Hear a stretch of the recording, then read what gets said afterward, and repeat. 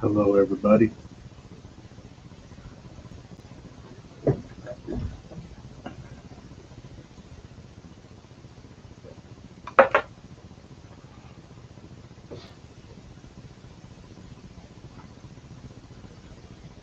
Hello. My name is Michael Gutierrez.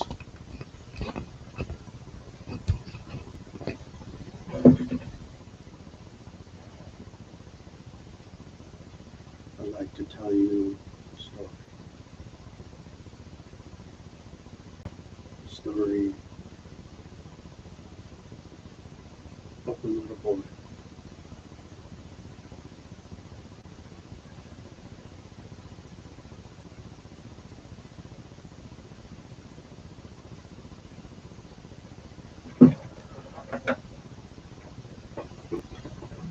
There was once a boy born.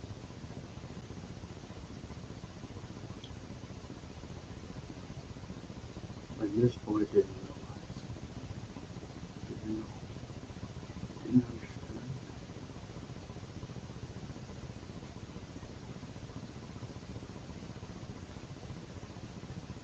was not capable of learning, the knowing of life.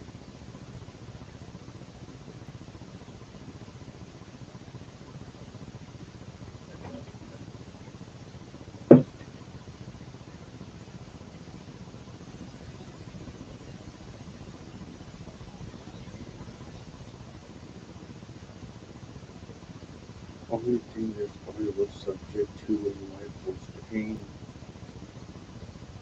hurt, drugs, alcohol, abuse.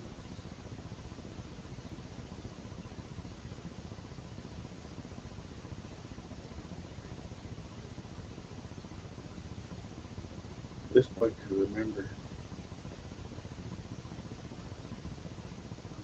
everything in his past.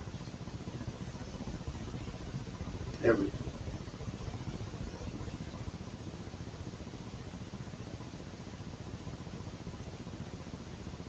Every bad thing ever happened to him.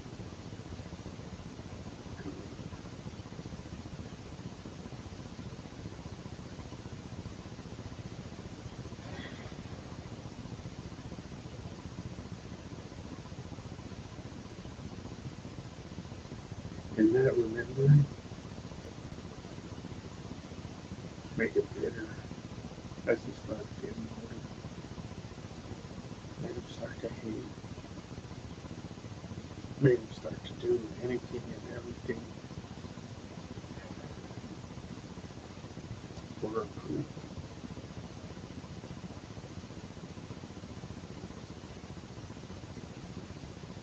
I'm going from a newborn that was almost murdered by his own brother in his grief. If it had not been for my auntie, I would have died.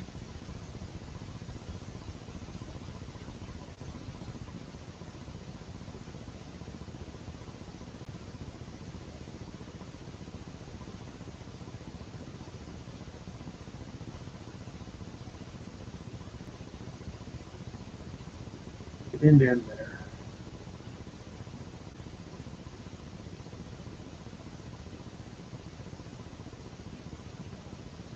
As I got older and started walking and talking and becoming independent,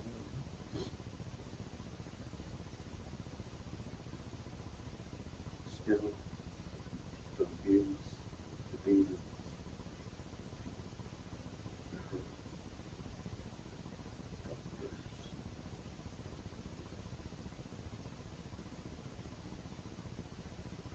It became a normality in my life.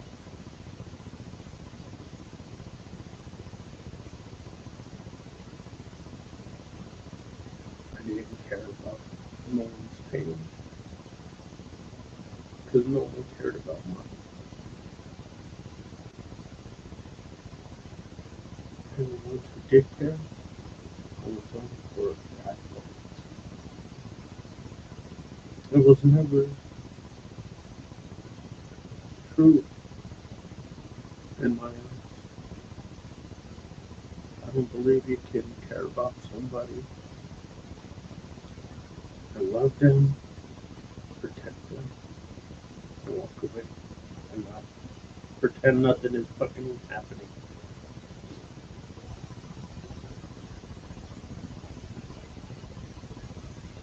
As I was getting old enough to start school, my older brother, my brother's keeper, instead of protecting and looking out for me,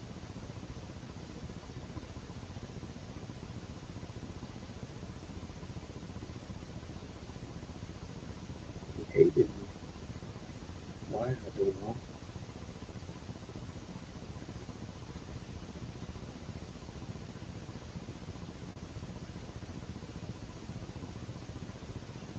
In Las Vegas, New Mexico, we used to have to walk from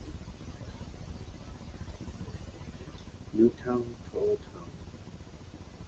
Had to walk across a big giant field, jump a creek, even in the wintertime.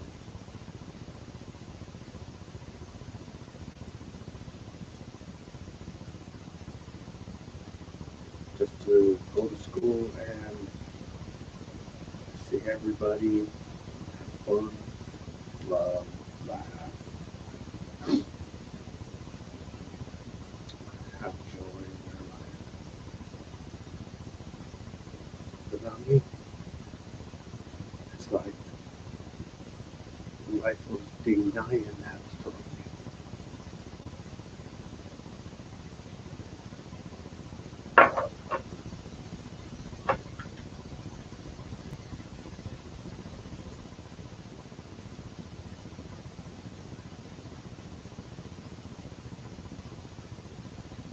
Because they all care their own way. The right way, I don't know. It is for when you're doing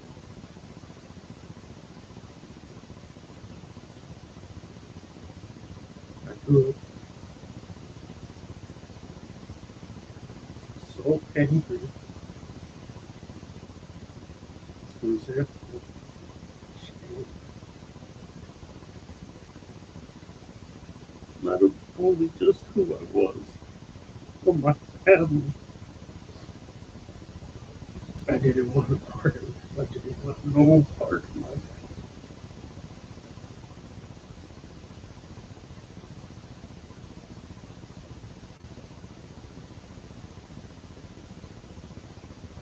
I was destined to fail. The people who should have loved me were the other one that did not give, did not care, did not understand what was going through.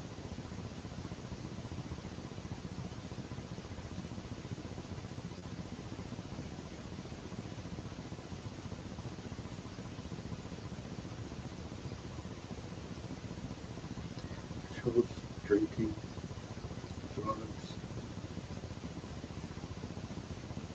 of all kinds of different varieties. That is not me now, what I used to be for a long time.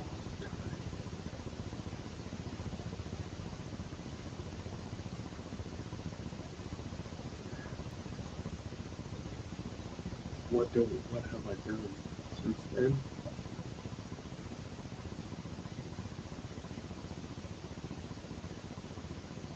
What I wanted was love. And not just any love, but conditional. I never got that. I was never raised with that. I didn't know what it was.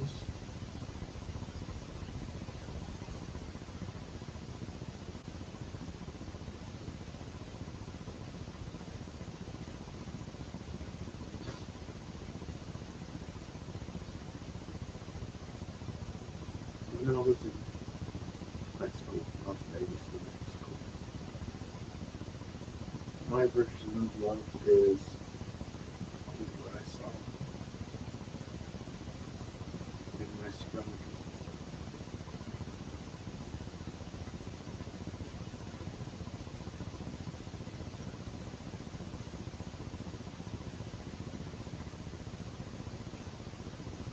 I really never had a good chance of it. Never.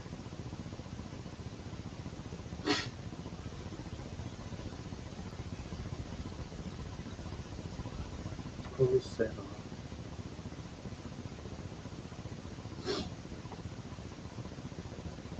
to find myself, to understand who I am. What did I do in my life to deserve so much hate? And the story's fucked up, people. I swear to God it is.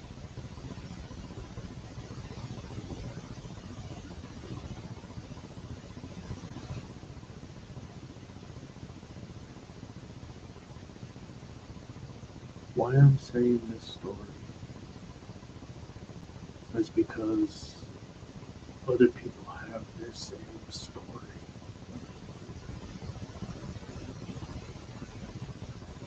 But I don't care.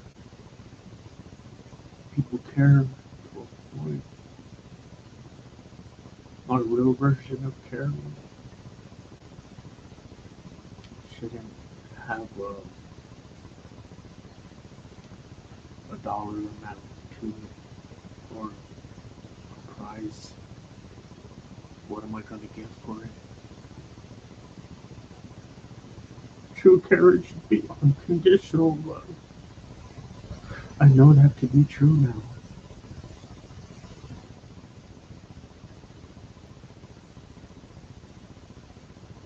I didn't know it then. My version of love is being like everybody else. Drinking, partying, being a part of a crowd that really don't care about you. You're just there for that moment of life. Because after that moment, you're no longer nothing. Once that time passes, you are nothing until you become something again. When I left,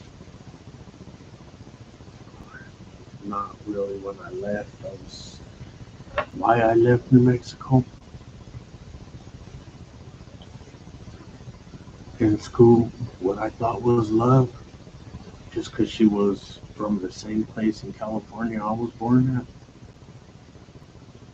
and she was pretty, and everybody loved her. She was more like Jezebel. Bad all the way around. I fell in love with her because she acknowledged me. Because she saw me. I was new, she was new. But little did I know, everybody else knew her as well.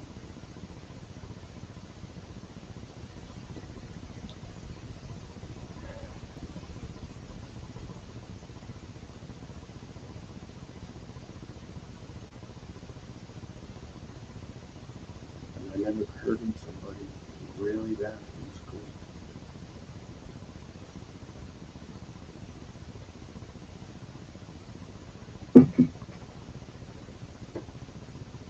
Over her and another girl. These two girls liked me. Neither one of them was really the one for me.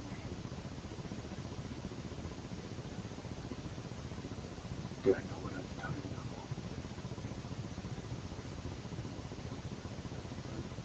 No. Can't take back time.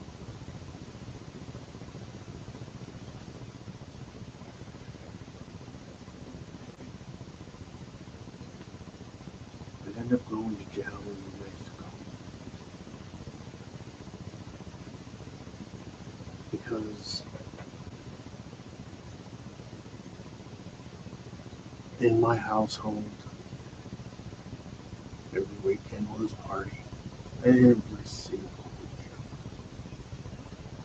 For as long as I can remember. We'd entertain my mom's friends just for a couple dollars.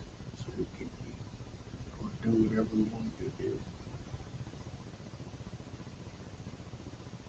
I don't know if my mom knew that was wrong or right at the time.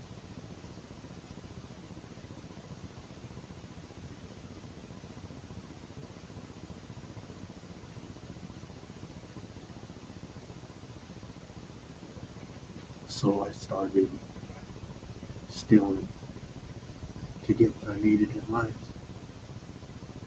Just to be able to go to gym class with a pair of shoes to participate. My mom couldn't get it for me. She was trying to figure out her life from the mess that her mom made, that her dad made. I didn't have a dad. Never did. And the dad that they claimed that was mine was not mine.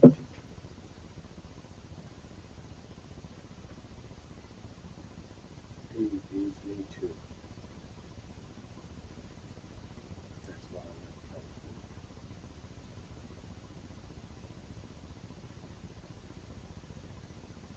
He had his two sons, my older brothers, beat me like I was a man and I had diapers.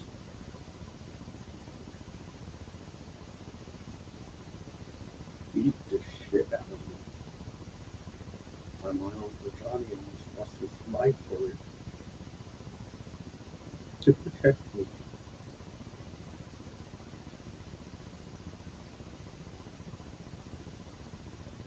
So going back to New Mexico, I went to jail because I used to steal. Had to. I got tired of being the tramp in school, the poor boy in school. Can't even afford a fucking pencil.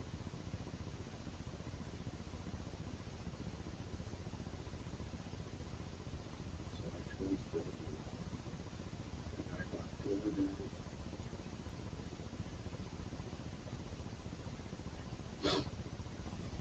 I became a candy store in school. Still a bunch of candy. I was going to sell it in school.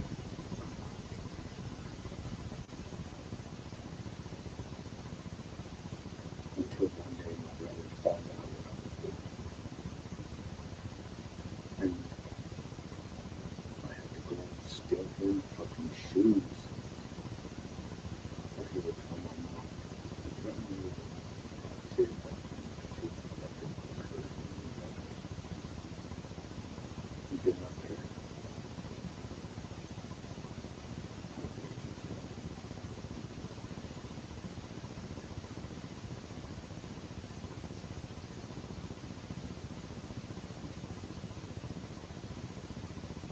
I begged the cops. I ran out of my stove, had to steal shoes for my cousin. My cousin Alex went with me. We both went to, they caught us both. We went for money. They almost ran us over. So they caught us. I begged them. I begged the officer to take me to jail. Begged him. Because I knew when I got home, the hurt and all the thoughts of receiving wasn't going to be present whatsoever. My mom used to wear rings. I never seen her. And I used to get punched like a man in the face. Or whipped with an extension cord, a thick leather belt. Not this little pussy shit that they have now.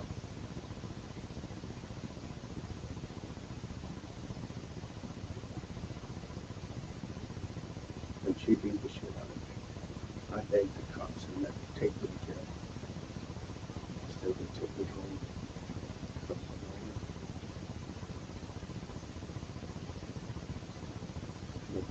close that door. Mom turned around and punched me dead in the fucking mouth. Black in my eyes. Made me go to fucking school that next Monday. After fucking partying over the weekend with my aunt.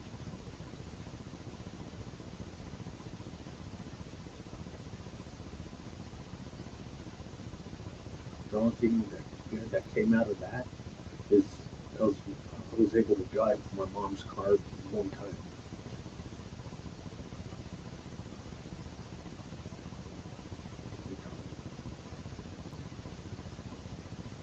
Does that kind of seem fair in life?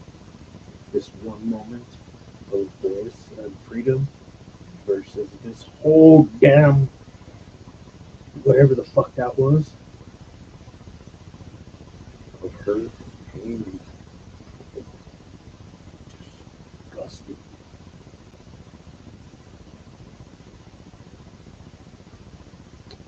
Needless to say, after that day, she let me drive again. But she did take me that next day to the judge, and they let me know.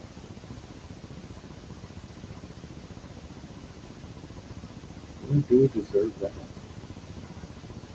I think they released me in my mom's custody. I'm completely fucking pretty much gave me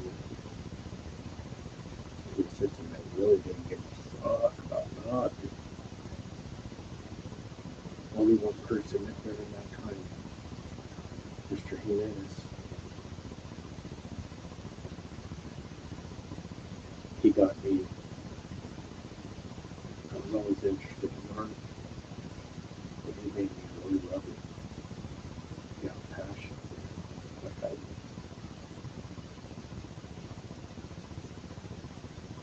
I was gone for almost 2 years. And in that time, when I went back to school and I got out,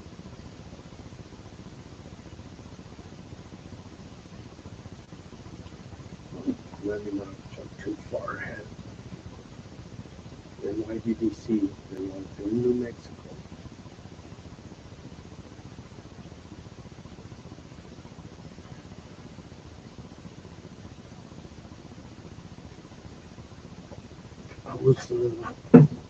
I started smoking in there.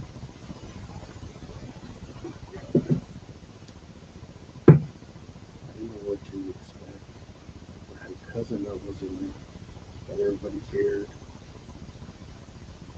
I took him. And one day, there was a special occasion in there.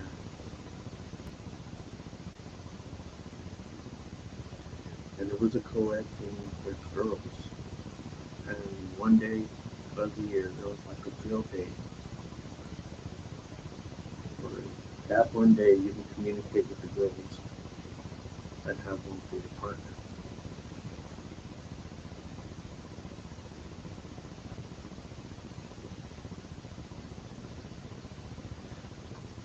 That brings me to Tracy Overboard.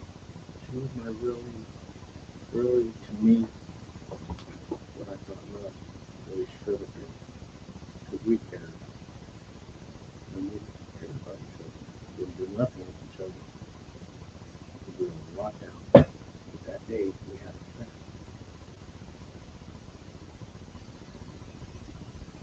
And sure and behold,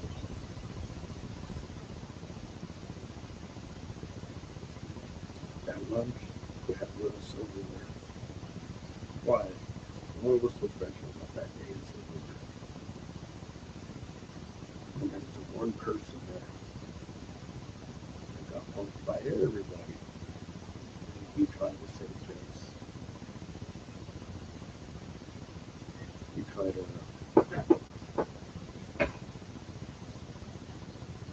make a name for himself.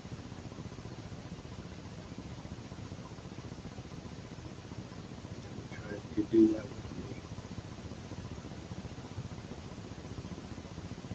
Little did he know I harbored all this anger.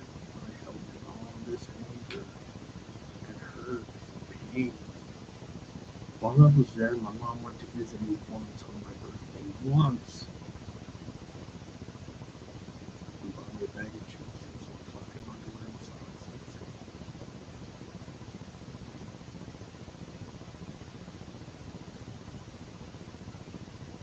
I suppose that's better than nothing.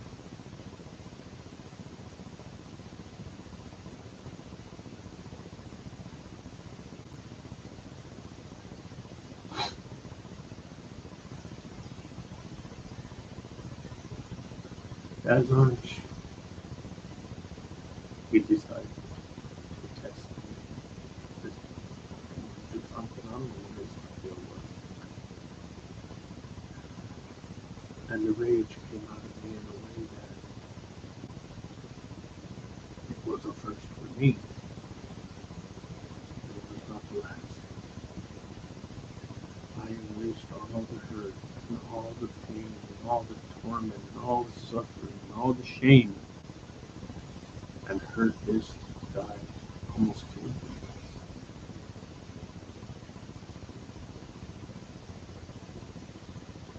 For the remainder of my time, I was in the home. I didn't get to talk to nobody anymore. I couldn't go out in the yard no more.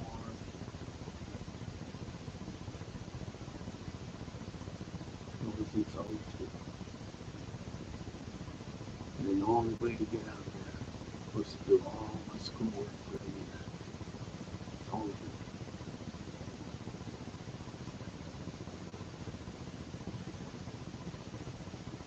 And that's when I met Mr. Lee.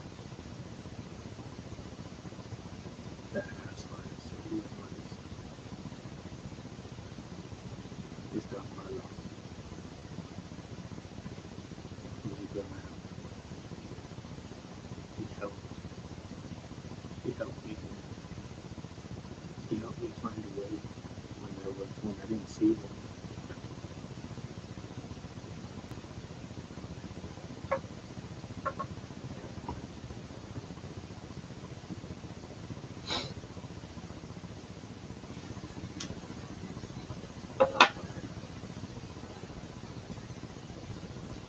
So I got out.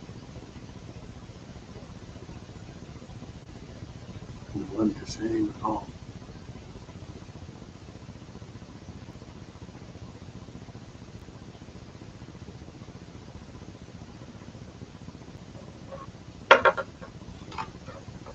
Really what it was, look at this guy. He's a dangerous person.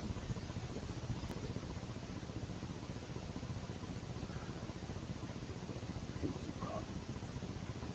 Why? I was locked up because I needed something that you couldn't give me.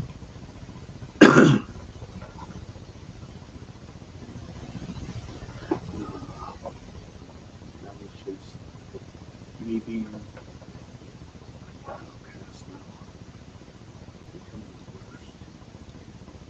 And if people saw me that way, I was going to become that and much more.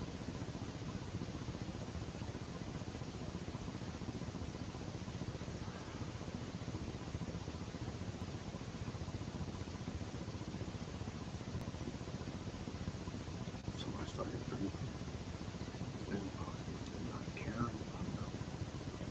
In high school, smoking, weed, drinking, party if you're not.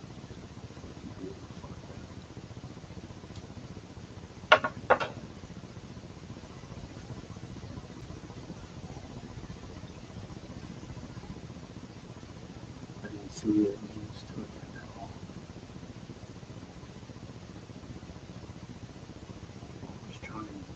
I tried to end it. I couldn't even do that. And then people try to end it for me. People that didn't even know me. There's a big, tall Indian guy. They didn't know me.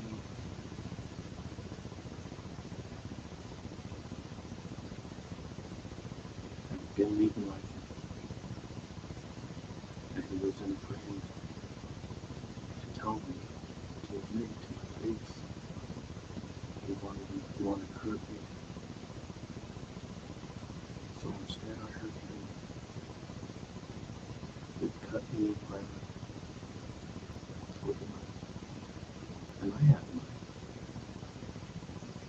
started getting all over the place.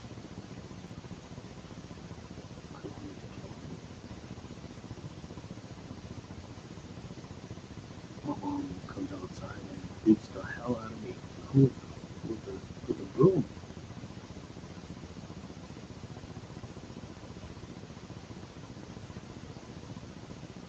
I didn't know that.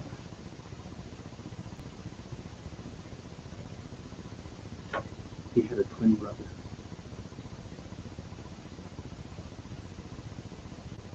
And the girl that I first liked from California, oh, they loved her because they all was with her.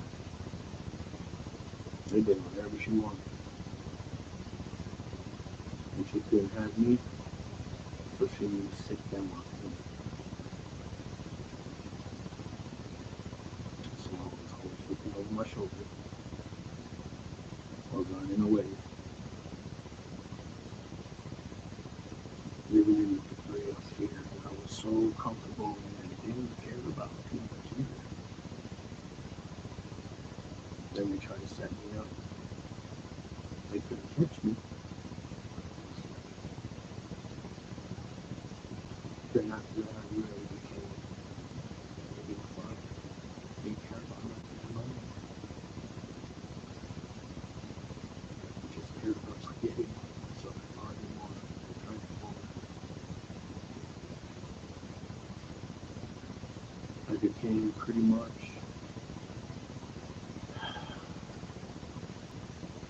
the one guy that everybody kind of feared and didn't know why.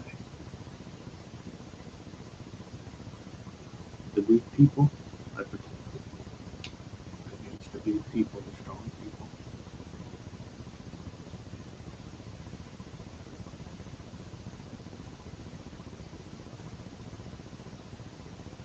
I got to a point in my life where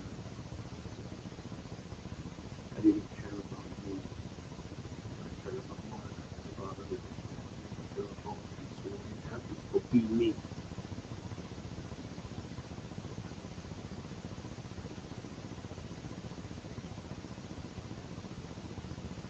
Shortly after that, I left New Mexico.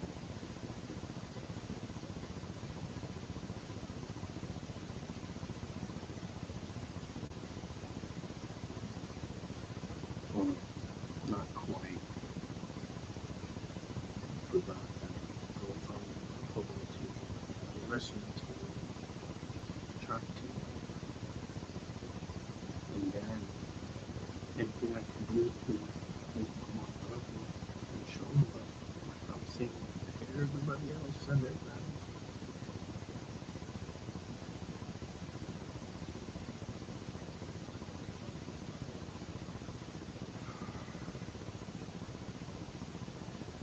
And then we get a couple hours, bam.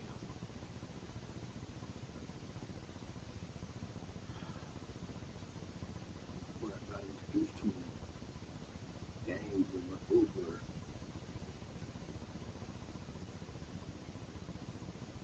I was still thinking, I didn't care.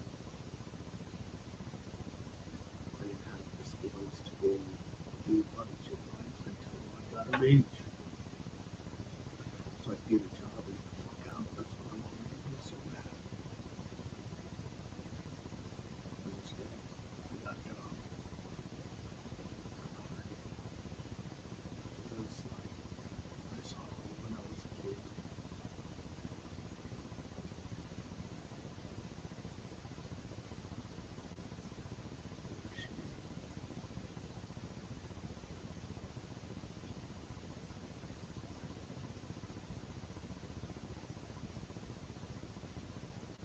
I didn't mind work. I enjoyed it. Kept me away from bullshit at home.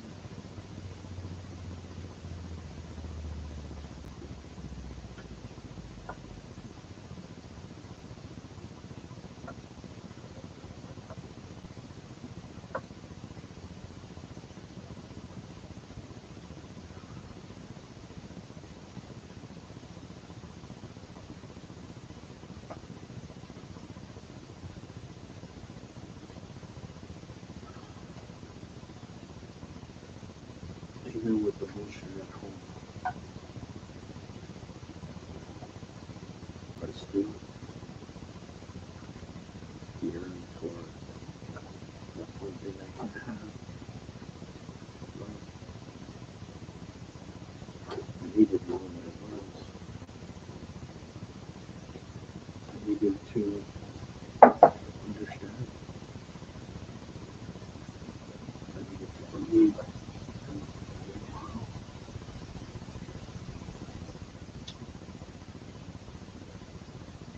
until and then.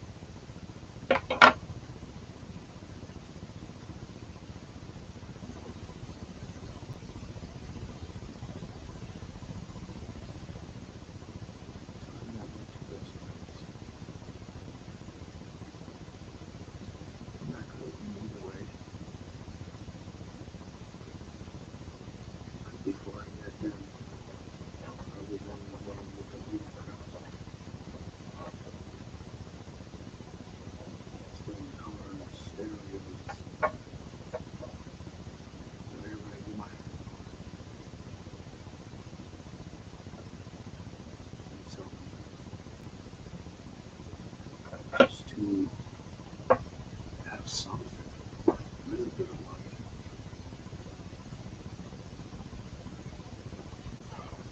I tried to go to school, but then got kicked out of mine. And that's a crazy story in itself. And then I'm in doing.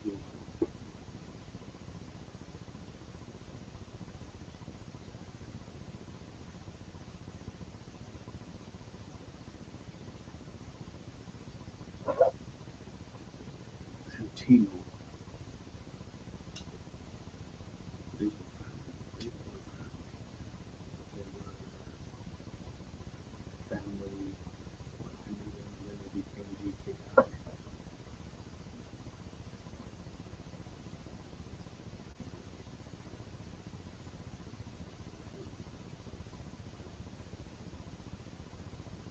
Deep down in my heart at that time, I knew I couldn't trust them.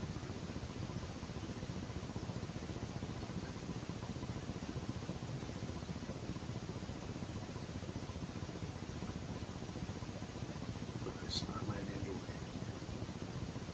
I was talking off the streets and my snitches. And I started not liking it all of a sudden. Didn't know how to get out of it. I got introduced to cocaine at that time. Ironically, from one of my older cousins for the first time. So things didn't go gratified. Why? Because I did not. It made me forget about everything, all the pain, all the hurt, everything. It was why. That time I was in the Westwood Hood. Not in it, but my cousin Orville started it.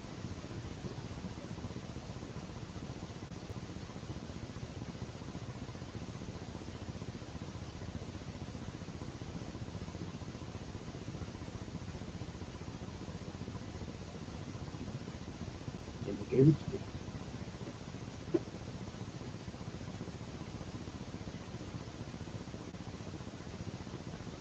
And I took it and ran with it.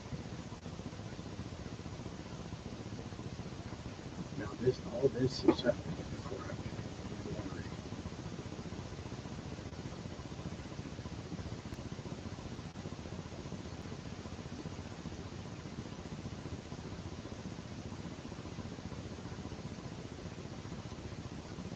I lived with my Auntie Jane in the Westwoods.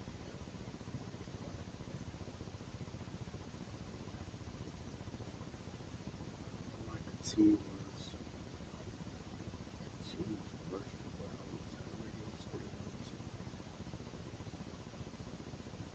And I could hear just the light.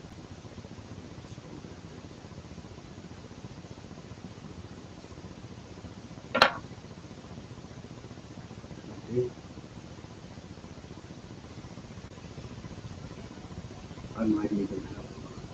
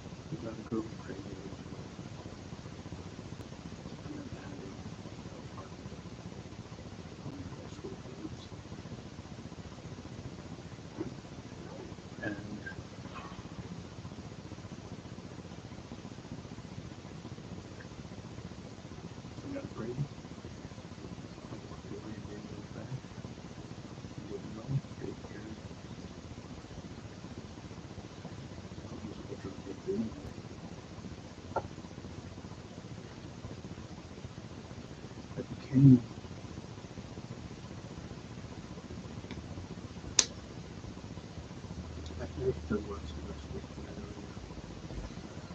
and that's when I moved to the west side, back to my mom's. I was a nurse too. And everything just never kept getting worse and worse after my grandma passed. Before it was a party together, like a family. All the kids and cousins lived together all the time. When my grandma passed, well, yeah, everybody got the party. Nobody stuck together. And when they did, it was only for the party.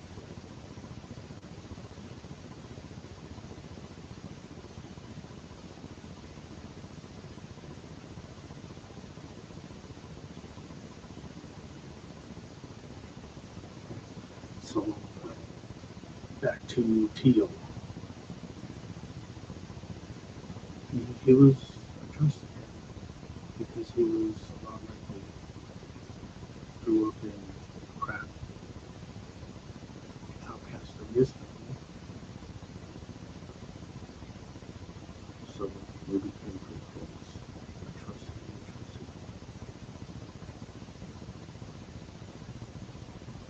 until one day we're driving behind the stolen Iron.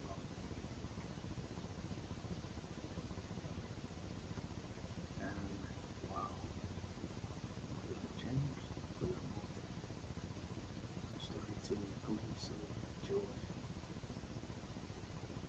a better life, for people who really cared. I met Sherry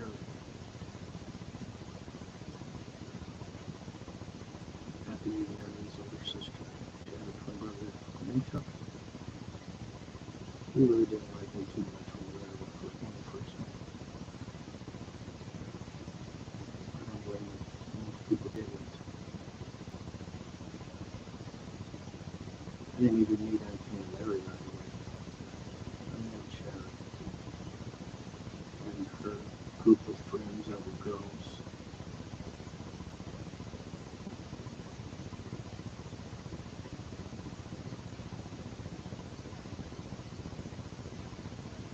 She knew that that life was not for me.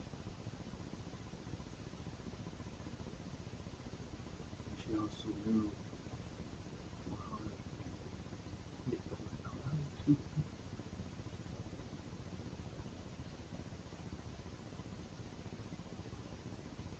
I hated it to accept any kind of love from anybody.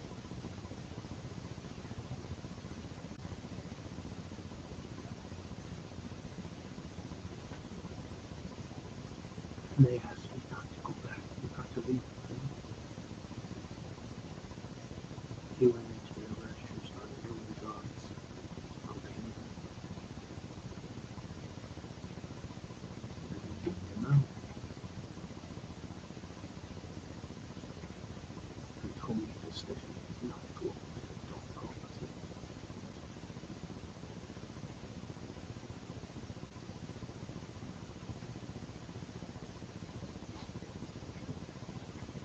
and I stood, and at that point,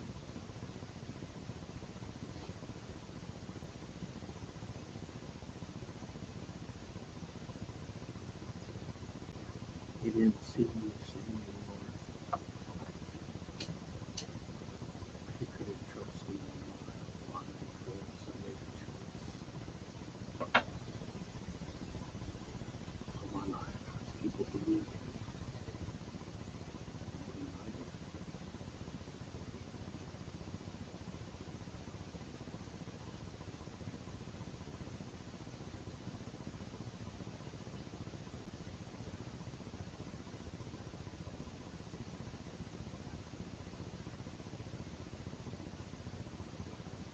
I felt so at peace and love there until the bad elements started arriving back in paradise.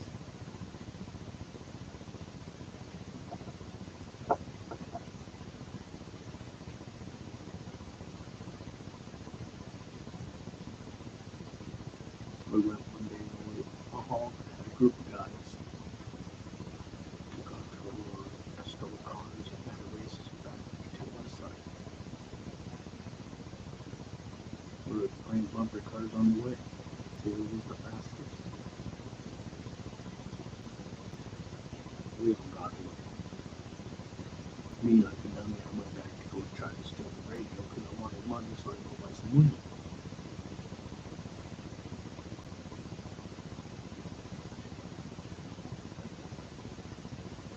How stupid is that? I used the butcher knife to steal a rock punk radio. Just so I can go take it to one of my buddies.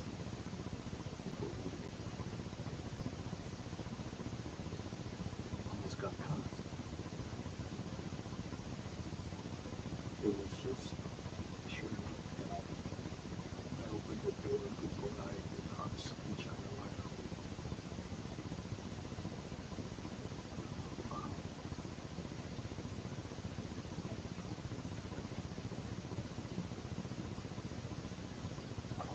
The next morning, or actually, I should say I'm jumping too far ahead.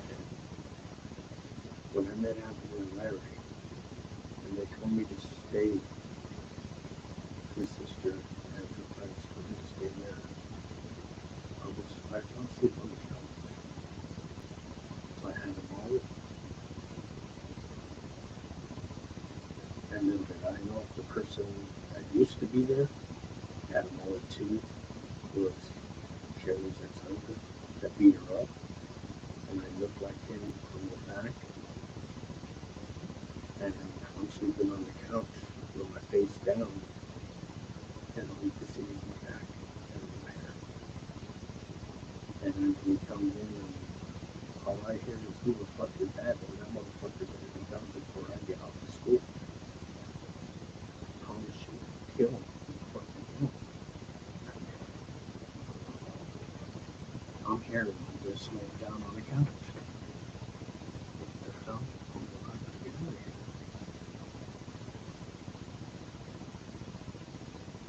So if I leave, and they told me, don't leave. You don't know it's you. He thinks you're somebody else. So it's you, Sherry told me.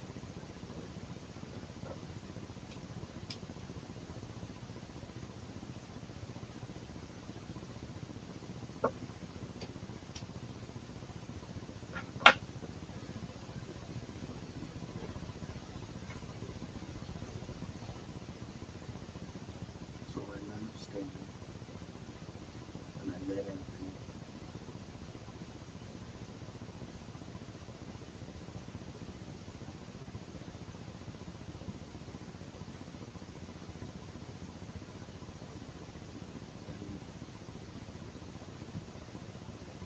We talked, we cried, we opened up.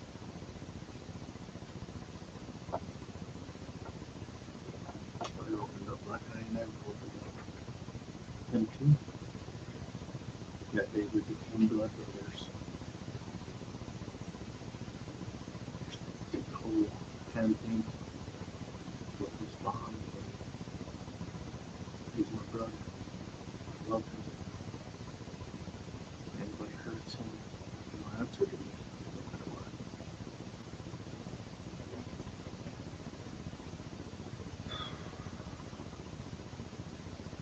So I never needed him.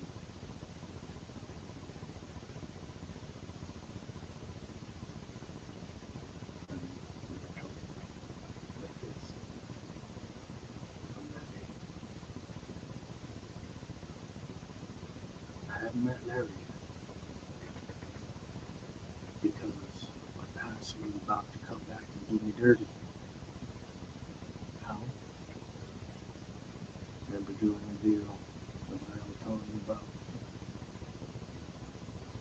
He was part of that crime partner when me and Tito, me and him, we broke into a car and took all the tools. And we stashed it. And we all started walking back to his high school.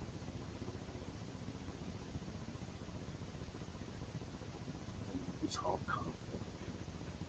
Pulled up slowly right behind us with somebody's almost.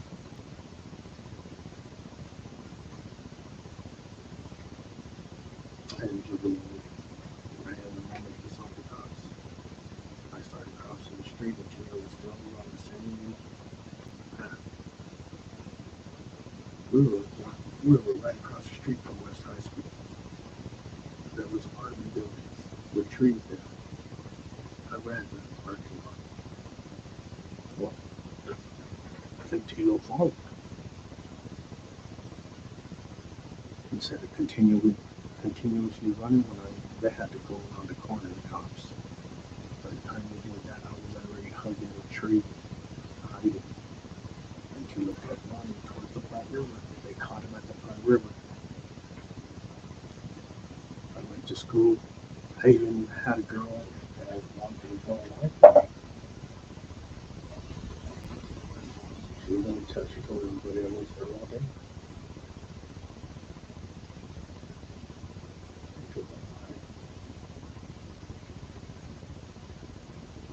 When I got off of school, I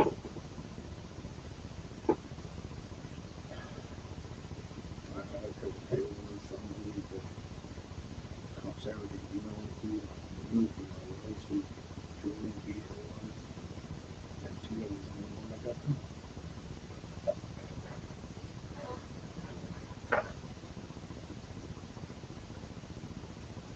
So I go see too, because he calls me out, like how you could have to, if they caught you, you have to come or something, this and everything.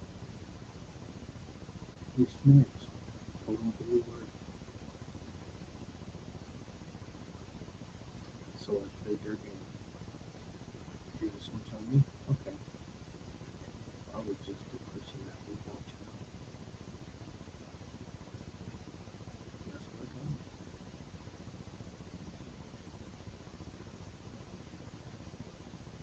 So I went to go see Tito. And it was a setup because they were going to get rid of me. The whole gang, their whole gang was there. I had to jump out of a 2-story apartment. It looked like a fucking barn.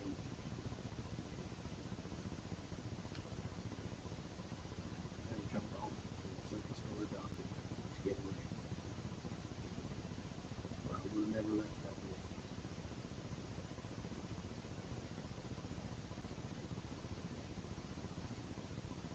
I went to back to the sheriff's and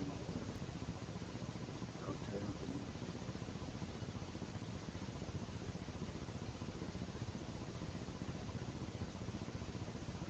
They didn't know that part.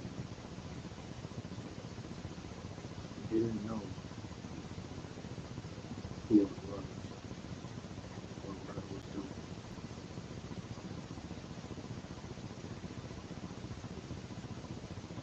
All they knew was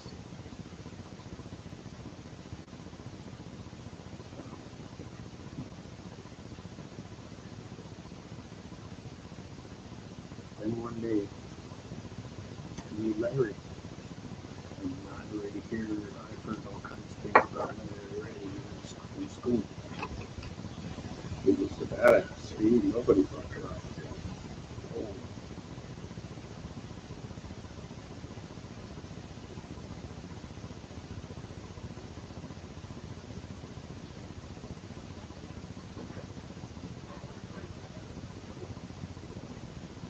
So I ended up hearing rumors that Julie and Larry was good friends.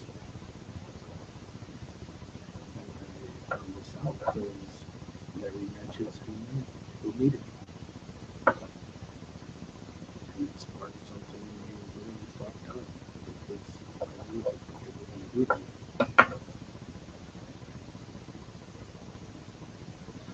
But I trusted Larry. And he trusted me. He talked to me. We went to go work out at the rec center where Julian was.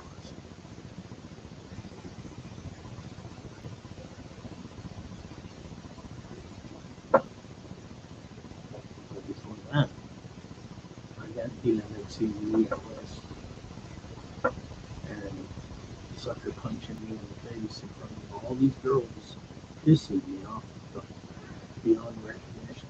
I ended up breaking his arm and busting his face up. Like that.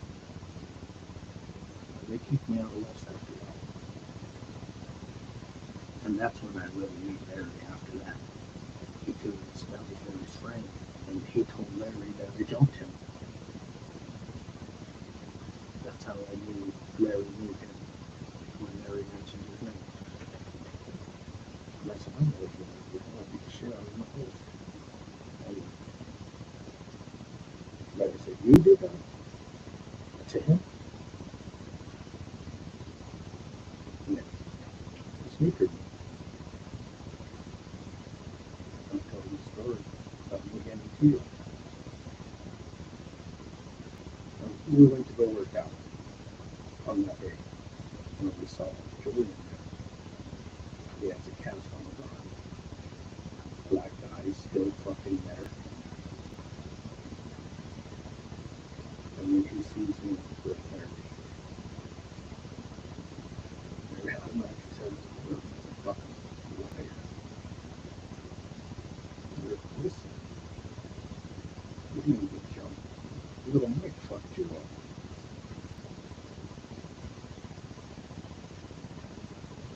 And then I proceeded to tell him I had to break him forever. He used to say that was the last I saw of him. Tino went to prison after that, not too long ago after that.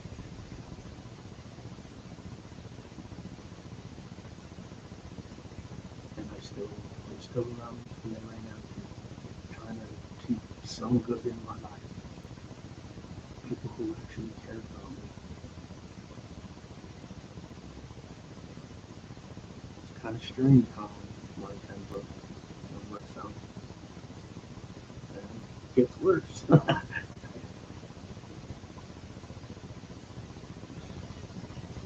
So, after that, and then Larry gets kicked out from West as well. So orchestrating a big ass fight. I was involved in it, and I didn't even go to the school at the time.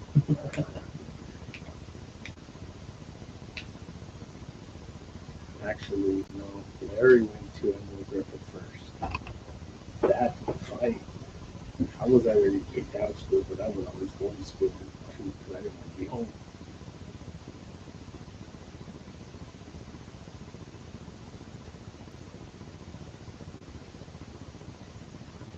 So there was a big old fight between the GKI or LVL posse and the Inca boys.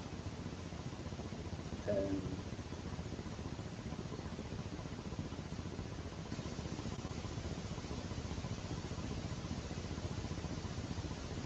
it was about, you ain't gonna fuck around here. And I wasn't involved on either side. I just knew Larry, and I was like, holy fuck, that shit's gonna go down.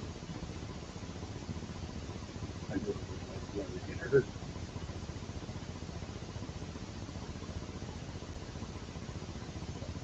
And then Anthony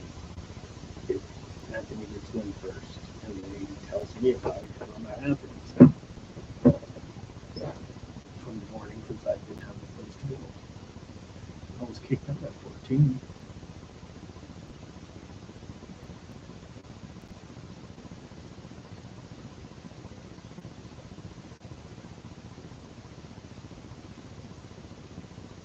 So they kicked Larry out, and I followed Anthony because Anthony was going to protect Larry. And Anthony loses his shit, and it's going to be like he's all fucking.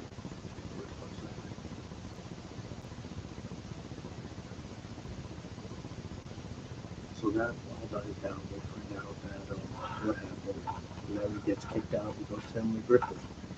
I'm already kicked out for fighting with Joey. I was kicked out prior to that. Because I just didn't give a fuck.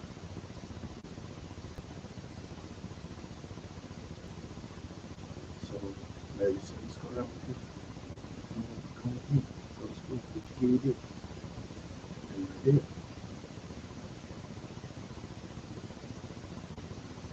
I didn't. The only thing I wanted to do with my life was draw.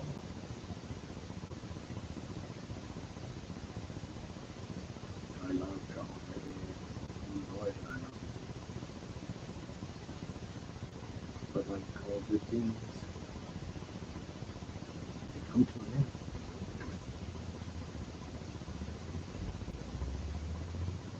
I started drawing me and Anthony. He started making a comic and it inspired me to do the same. I wanted that. That was my goal. I put my heart and soul in my drawings. It's good. I had all the characters for my very first book.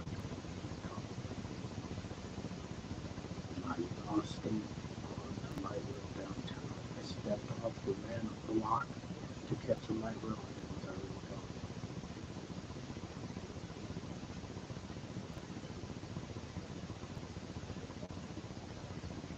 It crushed me. Didn't have the same feel for art, or for drawing, or for making fun of it again. Anthony still kept it because he's a great storyteller. The best in my eyes. He could tell the story of a deep vision and all that. I could draw his story. Things I did.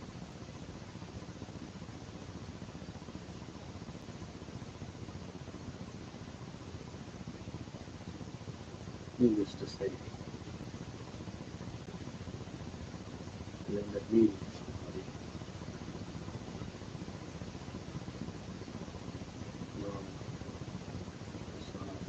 I'm sorry. So I continued going to school. All the way through it.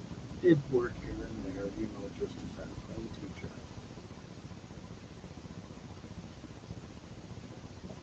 Didn't graduate. But the graduating class was with me.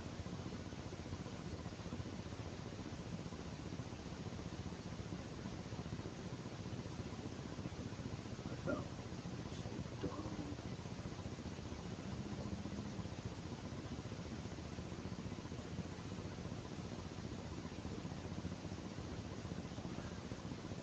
Stupid. So stupid that there was a girl named Brandy.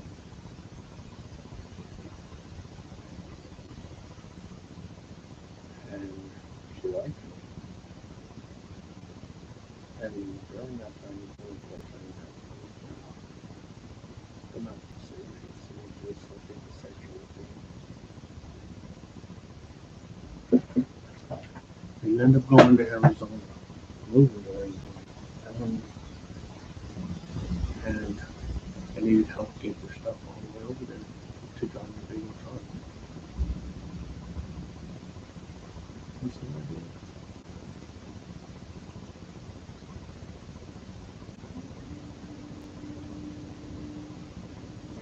Because I didn't graduate. And I get my GED with dairy and the graduating class. I took off. I left.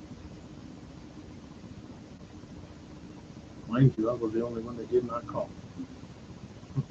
That sucked in the worst way. I felt stupid. So I had an opportunity to leave, and I did. I left. Left to Arizona.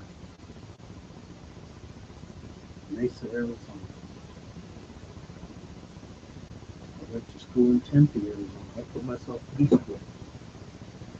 Arizona Institute of Business and Technology, right?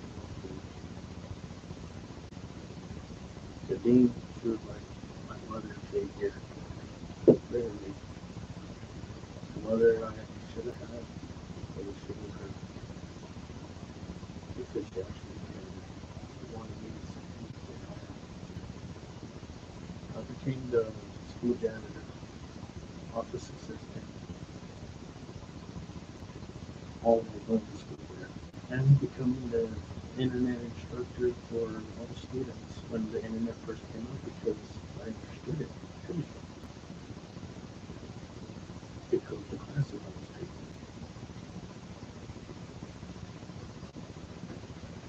taking. I had access to everything in that school. I opened and closed that school sometimes 7 days a week, just so the kids can get what they need. Opening up the learning center for the weekend. Come holidays, I painted the whole school. Me and the dean's son.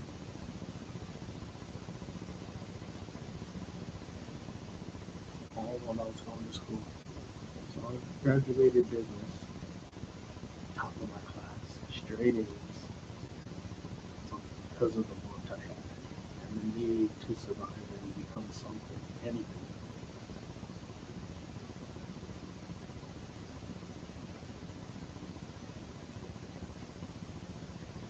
I loved it. Class of 92.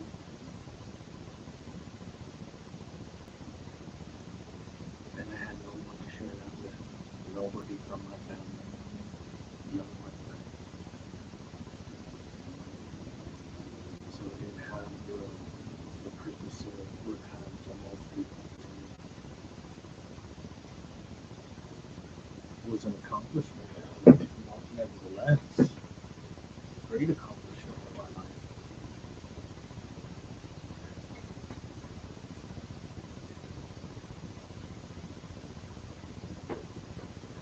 After Arizona, after I graduated, during that time I met a girl named Florence and Elaine. Okay, I'm Billy from Louisiana.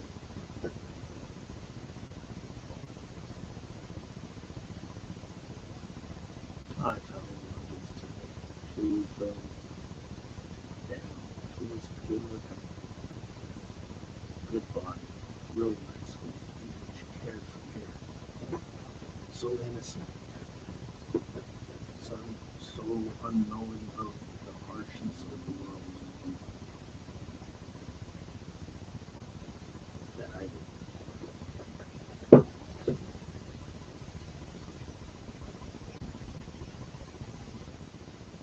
Meeting her, I left with her. Because when I was with Randy, I found out that she slept with my younger brother, so I left her.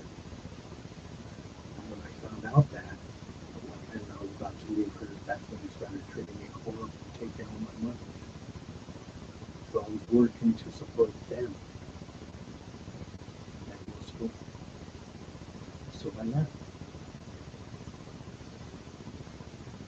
I was about to quit school and everything before I graduated because of her and her mom.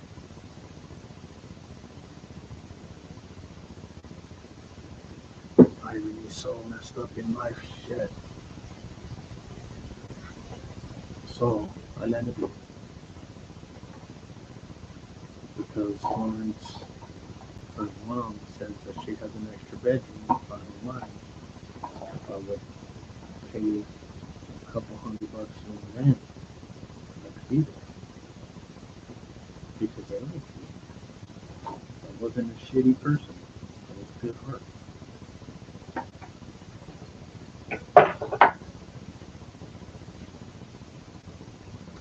So I took all my stuff, more like they threw all my shit out of the street, and I got what I had left.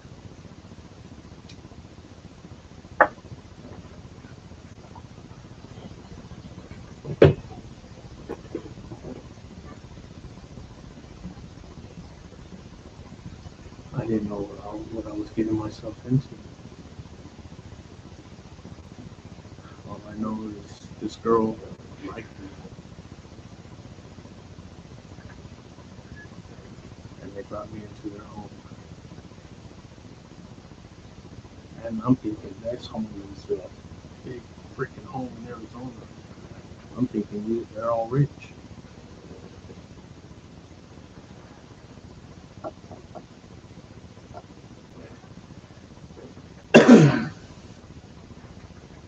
I'm thinking they were all rich because they lived in a big old home, 3-story home.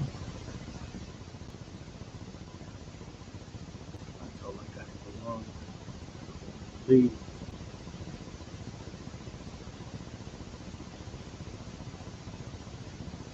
until I met how they were, how I saw how they were. They were just trying to make a life in a world that didn't forgive. Trying not letting the world stop them. I admired that. I liked that.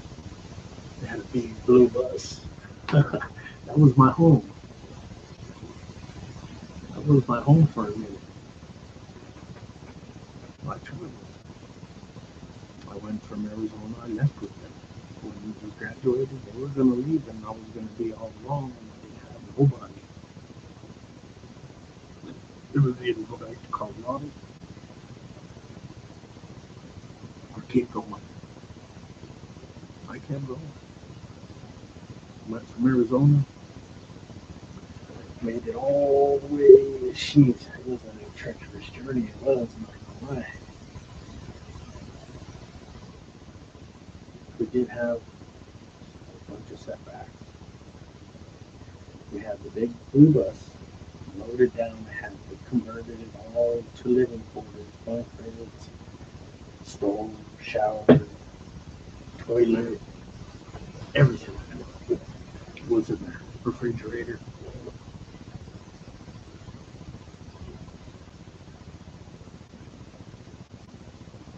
And I was in a 1962 Chevy stepside. 3 gears, mind you. And I didn't know how to really drive it because the stick shift was on the steering wheel, not here. So we're going in the mountains of Arizona in Flagstaff, past into Texas, right? This we had an incline like so, like boom. This is what I'm pulling another a Jeep, the 1962 Jeep Wagoneer, loaded down, pulling a little trailer behind that in this truck. Like holy shit! It didn't have the muscle to get up that hill, that mountain road. I'd end up blowing the engine out because Mr. Joe, the man of the family, I guess, if you call that a man, he was gonna leave me there in Florence there. He said, either you guys make it or not. I got us up that hill. I blew that engine up to get up that hill, and I did. So we switched the Jeep and the truck. The Jeep had enough power. They were built for torque, pulling. So the Jeep pulled everything fine. So, and this Jeep didn't have windshield wipers for one. That didn't work. The moment we got out of Flagstaff and we were entering Texas, we made it to Amarillo, Texas. And it rains like damn out of the blue. It just pours where you can't even see a couple feet in front of you. You're on a highway, a three lane highway. Yeah, 3-lane highway. And we're right here in the mid lane. There's a diesel here, there's a diesel here, and it starts pouring and we can't see shit. And my younger brother, Eli, is with us. because I sent for my younger brothers, Eli and Alfonso, and they go on the trip with us. The crazy thing is,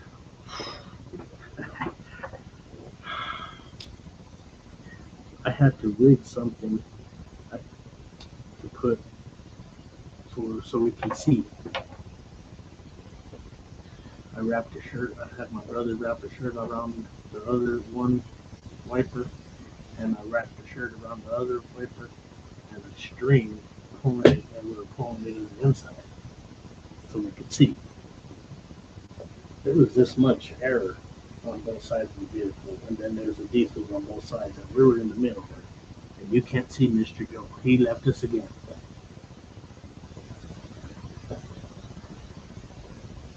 He pulls off into a big parking lot, shopping center, and waits till we get up close.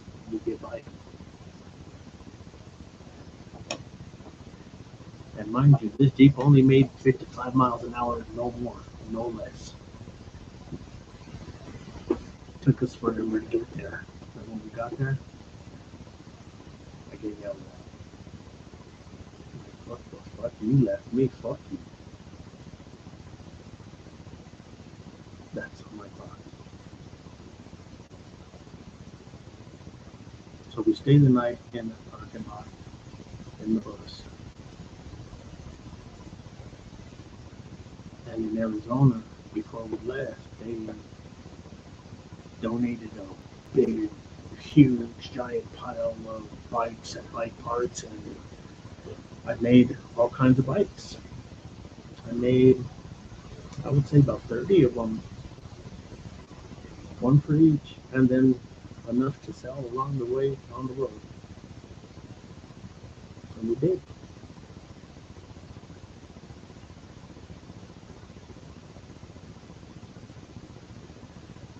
So we'll end up making it to Killeen, Texas, on our way to Louisiana. We were going to go to Louisiana first, but we broke down on the bus, and we were stranded on the highway of Killeen, Texas. And a Hispanic guy, Mr. Pete, he was pretty wealthy, I would say. He owned a motel. Me and Florence started a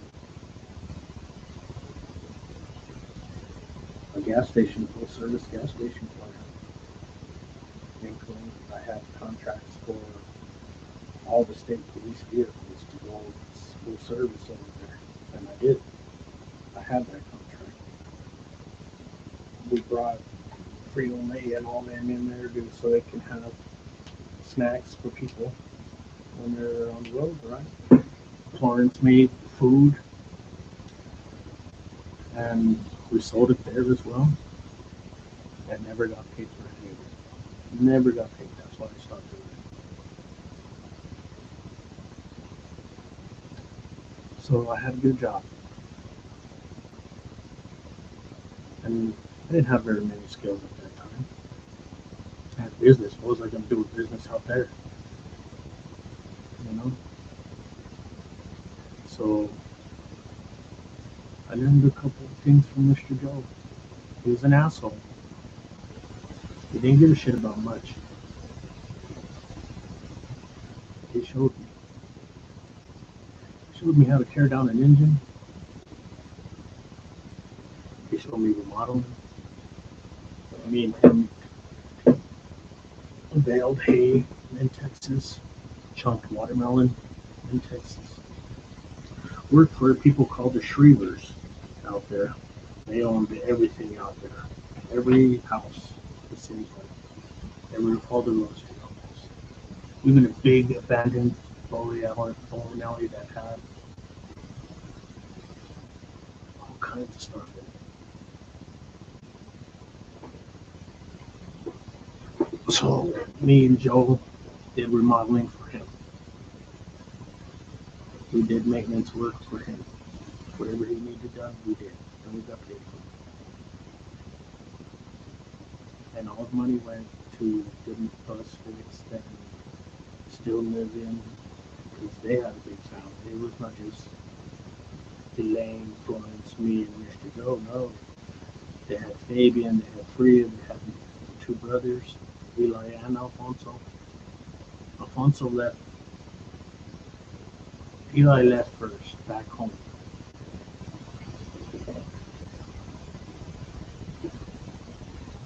Before in Amarillo, he went home.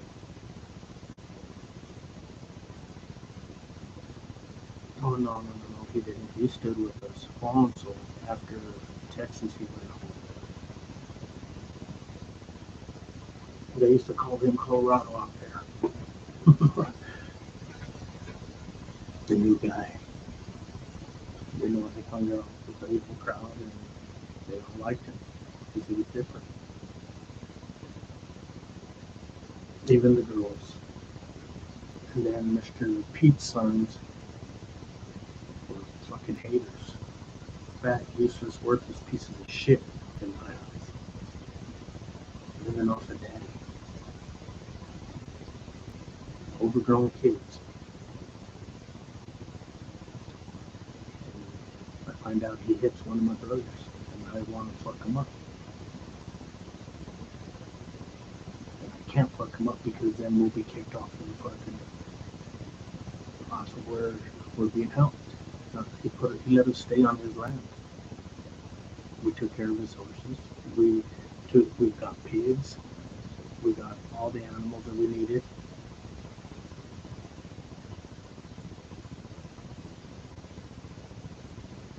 So I couldn't do what I wanted to do.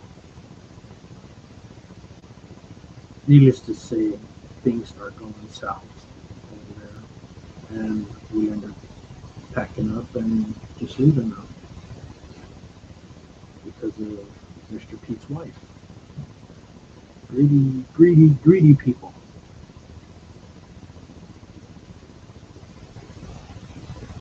So we leave.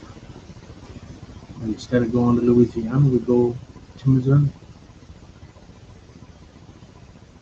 Went to Longview, Missouri. Lived up in the hills like the fucking Clampets and the Jeds and, hillbillies. We had a trailer out there on land, 5 acres of land. Cleared off all the trees, made it beautiful. Made it look really livable.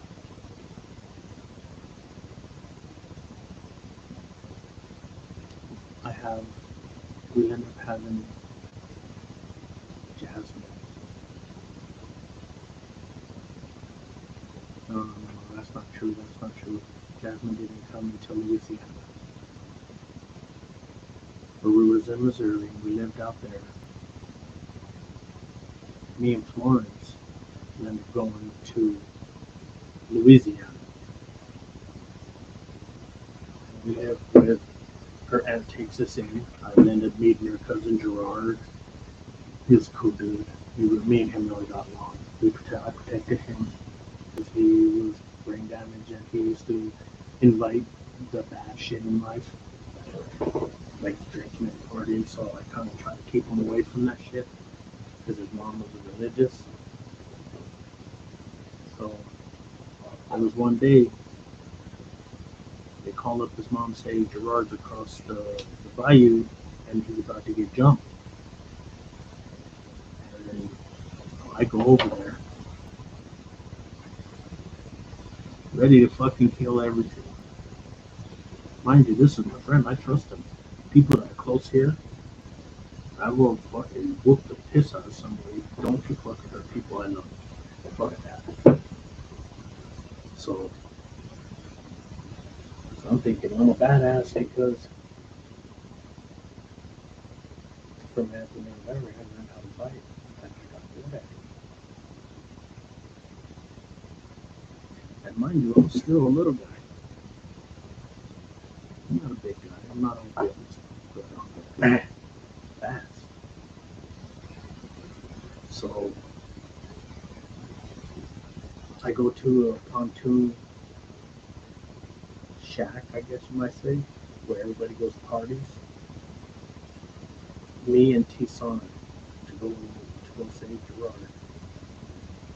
Gerard can handle his own shit, but I was I made a promise to his mom to keep him out of trouble.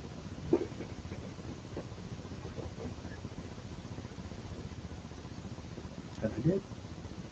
I went over there and sweated every fucking buddy that was there. Where the fuck is Gerard? Fuck you. Where is Gerard? I don't give a fuck about none of them. Those are my words. And if you don't bring them, I'm gonna fuck you up.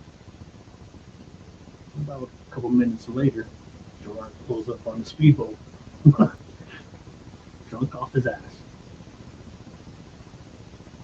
And says, Mike, what the fuck you doing here? What's he doing? And I was like, I'm about to fuck all these people up. Who's fucking around? And he goes, what are you talking about? Nah, dude, no, I just wanted you to come out here. I'm like, fucking asshole. So I'm down the bayou, Cornishan, Louisiana, down at the marina. I'm ready to kill everybody. And then me and Gerard used to have some serious talks. He used to take me and teach me stuff about the bayou. My first experience with an alligator. Wow. Face to face almost. It's crazy. You know what a pirogue is? It's a boat you stand in the back of with a big long stick and push yourself through a swamp. That's a pirogue, okay? And you sit up in the front, and you don't fucking move like this at all. So we were in the pirogue, and he's doing that. And he's wiggling it, and I was like, what are you doing? What are you doing? There's a fucking alligator right there. And he goes, what? That's a baby. And he jumps in there. Wrestles this fucking alligator. Puts this alligator to sleep. Gets back in the boat and let's go. Fucking bye.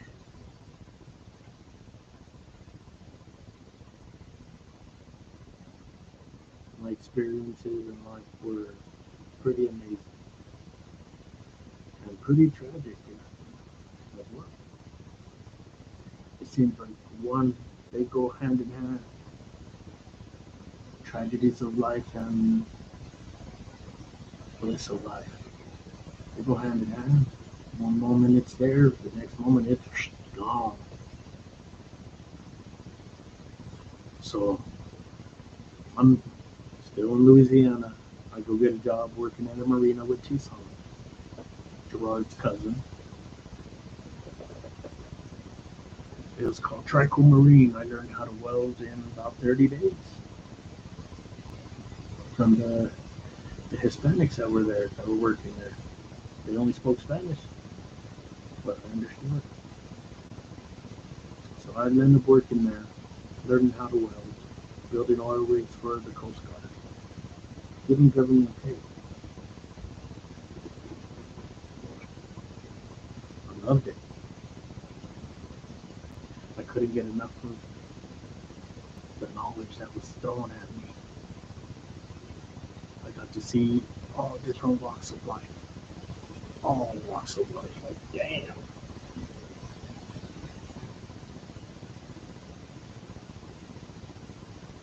I saw a guy get cut in half almost in the pressure test of the bulkhead. It's like a latch that seals on the top of the deck.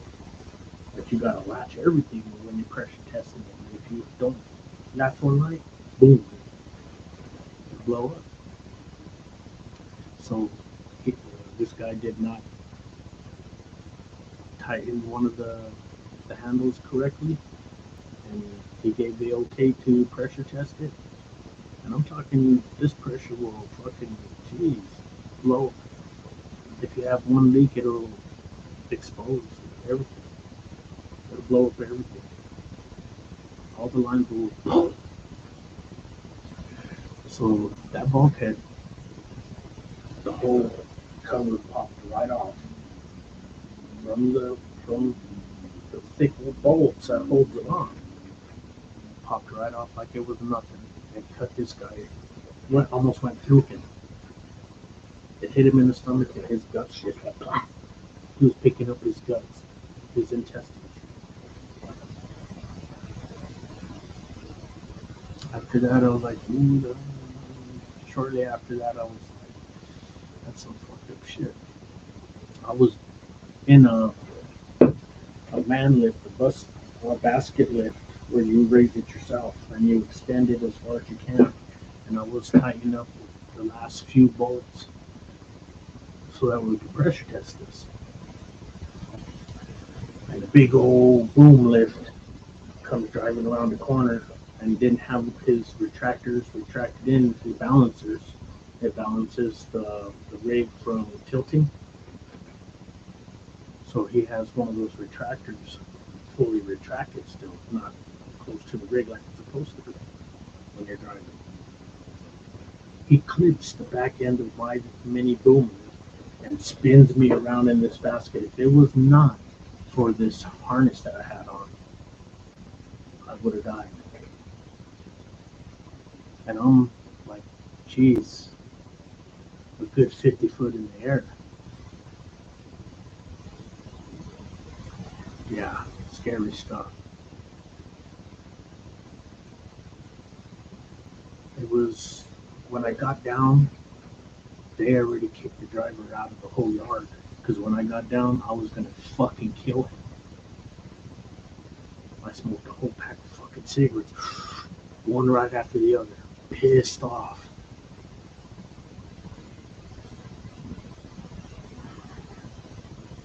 Yeah, never found that guy.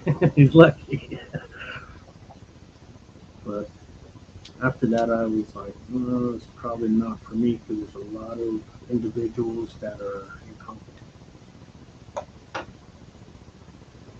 So I took my little bit of knowledge from there. I went to work for Florence's cousin Elze. He had a welding crew and they would go refurbish mills, old beat up mills, and tear down all the metal, old metal, and weld up the new metal, right? So I learned pipe fitting and welding combination through him. Like I said, that's when everything started getting good. I got a place for me in Florence. I had a good friend at the time. We became roommates, him and his lady, me and my lady. And we ended up having Cassie, our daughter.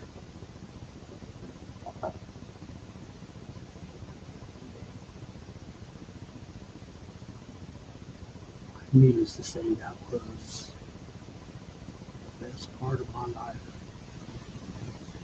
The best to see my baby being born. And it's me out here doing this on my own, without help from any of my family. Deep down inside, I didn't need to want their help. Not one time did they ever try to reach out to me. Not once.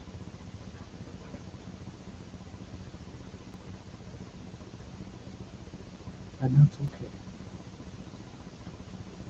Because I stopped looking for any kind of hope of me having a good mom and a good family.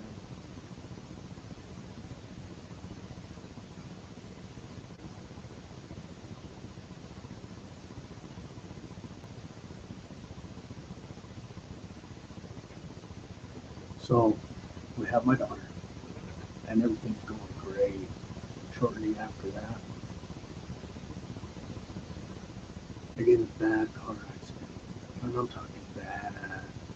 The driver was still drunk from the night before. I'm the passenger. I'm with my feet on the dashboard leaning back because where we have to work was like 2 hours away. So fell asleep, no seatbelt, and with my feet crouched up above on the dash and just trying to get some rest for a long day, right? So we're in this car doing 75 on the interstate, 75 to 80, and there's houses along this interstate, and you have to drive out of your little dirt road there to get on the highway. Well, you guys remember Yugos? The little, they look like little gremlins, but they called them a Yugo. I think Dodge made them. They made the Dodge Omni as well. Well, this little, no, it was a Le Car.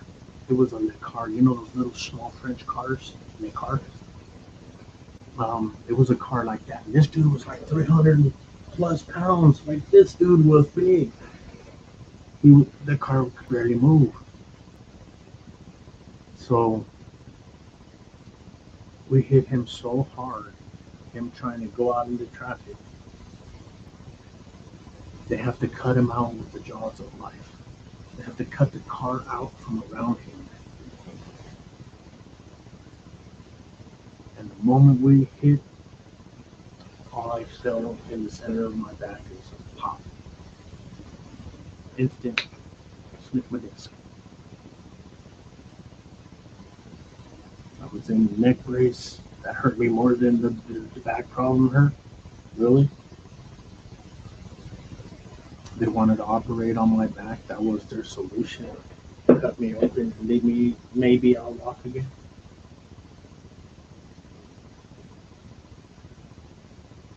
No, that's unacceptable. So I learned to live with the pain again in my life.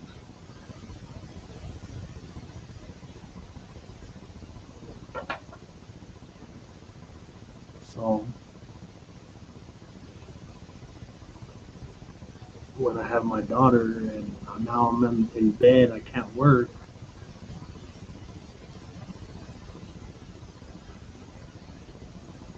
And I'm bedridden for about 3 months because of the back problem. On Vicodin, Percocets, whatever they will give me.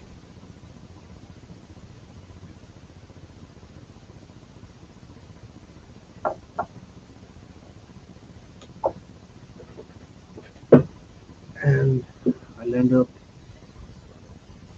from there.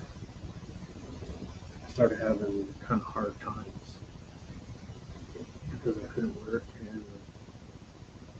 was hard to pay bills, so I had to move out and go live back with Florence's aunt.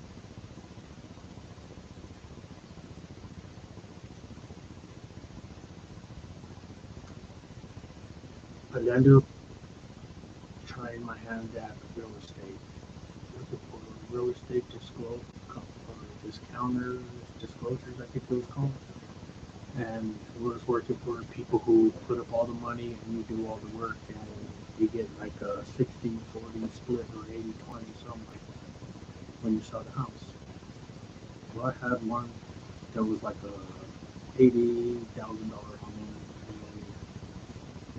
I appraised it for 100 and something thousand,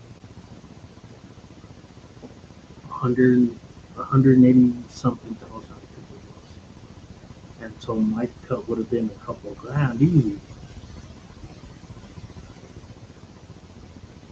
And I was gonna buy this land that had 2 trailers on them, and I was gonna rent them out. Start a life. Instead, Florence's older sister decides to, hey, come over to Texas.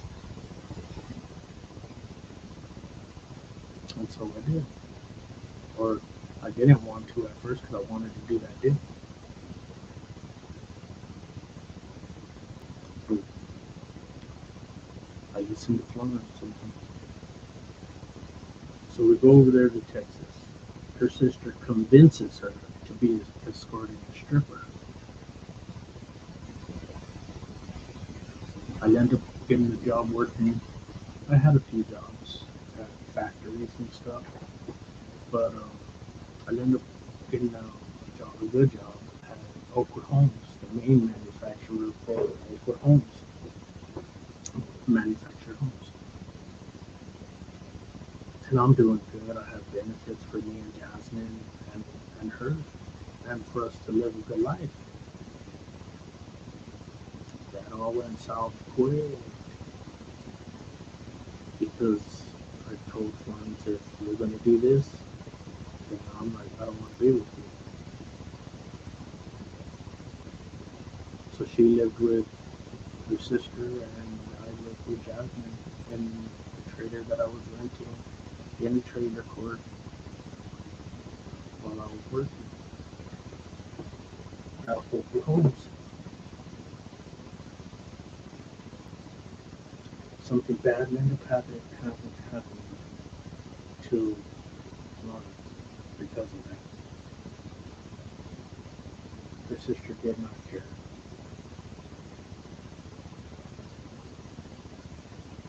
Her sister just wanted to be a ringleader.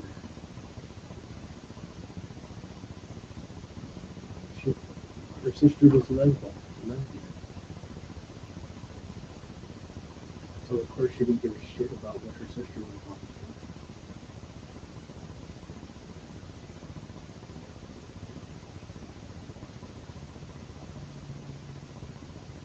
So this is the crazy part. That's not crazy in my eyes. That was you get what you deserve kind of shit. I didn't deserve what the next thing that happened to me. I was at work.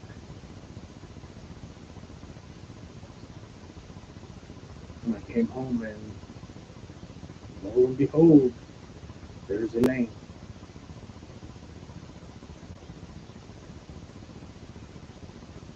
And all I can hear is we're taking Jasmine. My world just bent down, broke. Nothing ever in life prepares you for the lack of knowledge for one. Not having no kind of family to back your plate for two, except for my uncle. And they hated him because he was the only one that had supported my uncle really. He's the only one that met Jasmine when Jasmine was a baby. He watched her while I went to work.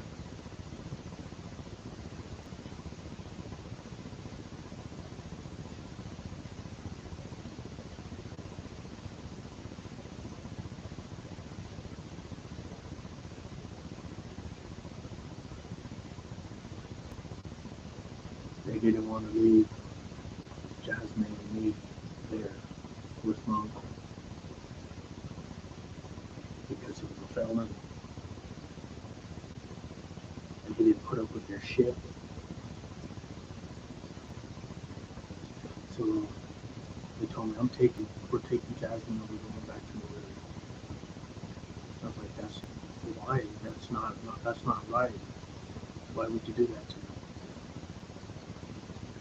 At that time, my whole world crumbled. Because my uncle was wanted, so I couldn't stop him.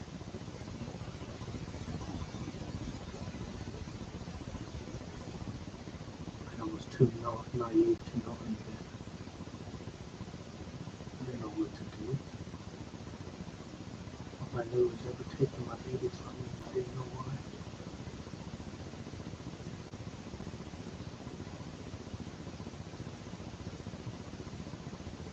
So all during that time, I was doing so good. No drinking, no partying, no nothing.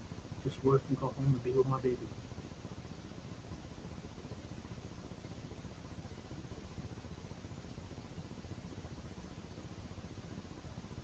Then that day came. I did not care about nothing no more. I drank and drank and drank. I wanted to die. I didn't see no other way. again, I'm thinking to myself, what did I do in this fucking world that's so bad that I deserve this?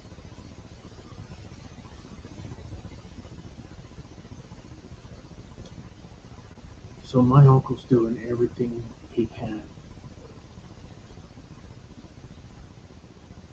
to stop me from going sideways 100%. And I was there to get care of. But they picked it up, and they didn't like it. I hated after that. I had an anger that would never go away. Finally did, but a lot of years passed. So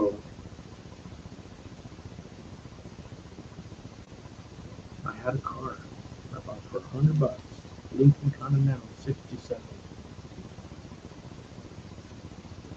and my uncle tells me to just pack up the car and get out of here. Okay, just go back home.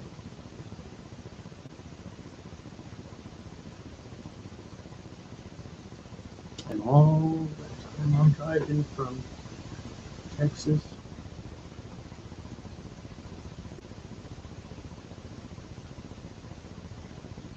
I'm crying and I'm dying inside.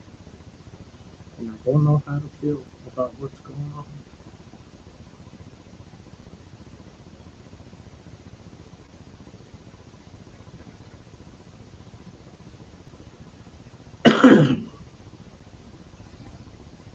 So we make it all the way, believe it or not, Las Vegas, New Mexico, on the way back home. We make it there, and then my car breaks down. Nothing major, little generator problem, but I just wanted to go back home. I didn't want to be there. We stood at my Uncle Vidal's and my cousin Vittles overnight. I sold my karaoke system,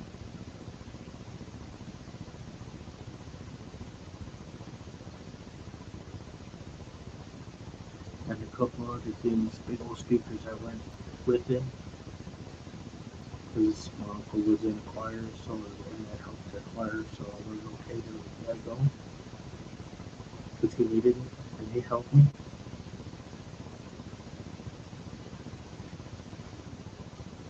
For a bus ride out of there. I got on the bus, came back home. I gave my car to my uncle. I told him what I wanted to do. I just want to go. I don't want to be here.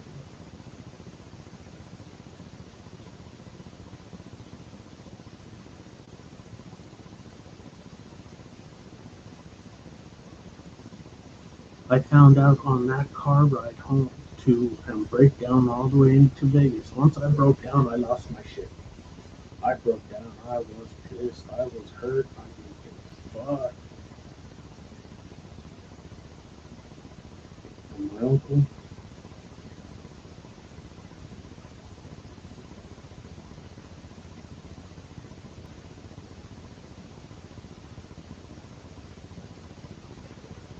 ends up telling me the truth about my dad, my real dad.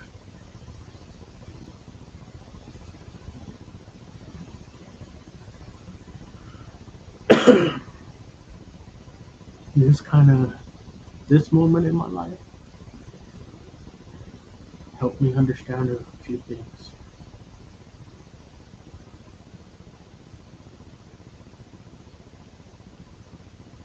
Why my mom treated me so hateful and hurtful.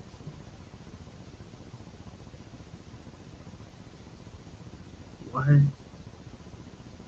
I was really never acknowledged as a son of hers.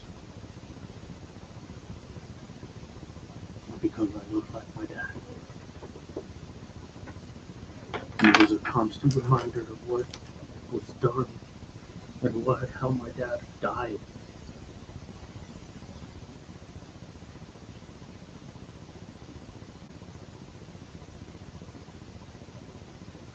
I found out, and I got even more hurt and pissed.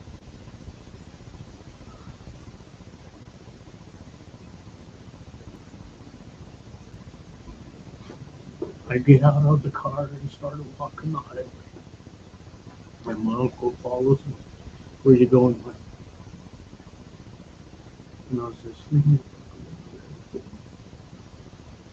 all I said was just leave me the F alone. And he told me, you think you're a badass?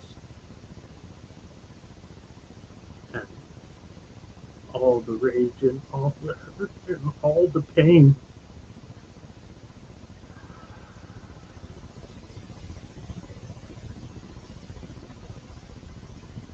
I did not hit him at all, but I could have hit him 1,000 different times with one arm and blocking him.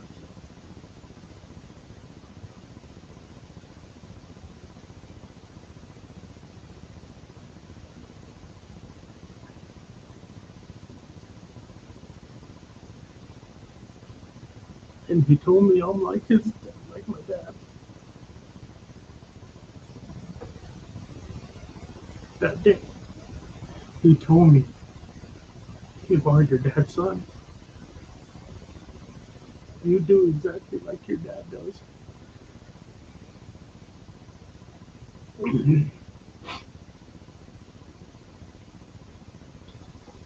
So, going through the taking of my little girl, my baby, my life, my joy, and the taking of her,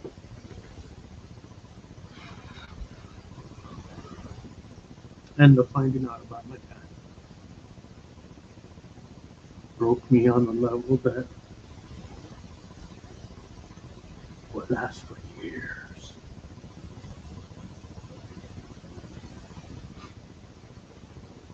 Sorry, people. This is emotional for me.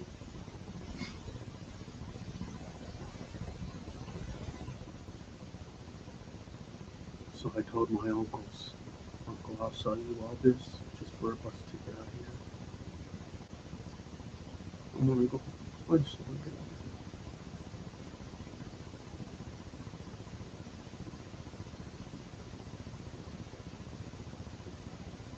And I did.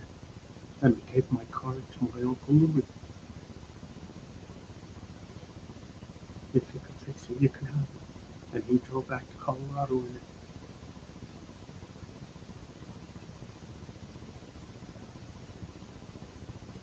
Needless to say, once I got back into Colorado, I'm broken already. I'm broken on all kinds of different levels.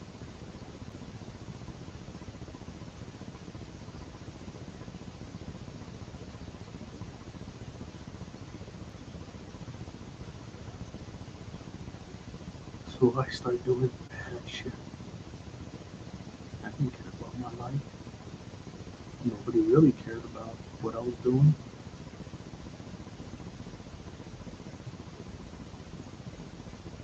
And even if they did, it was only that moment.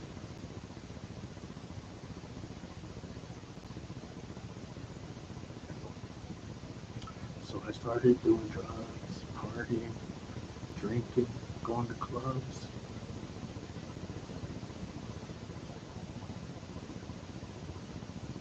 I lived a good 10 years of just drinking all my sorrows away, partying my sorrows away, drugging it up.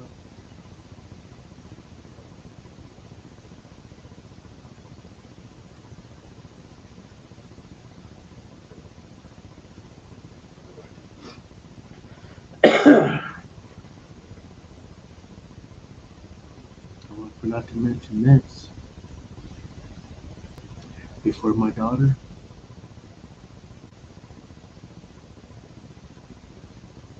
there was a time in my life when before I left, I thought I had a son, or I was manipulated and lied to me that my son was my son because that was my joy, that was my boy, and it fit the time frame. But little did I know I wasn't the only one in that time frame. Return.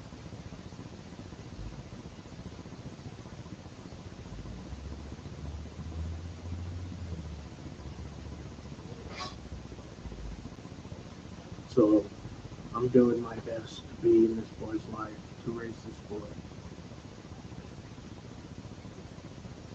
Dealing with the school, picking him up every weekend, everything.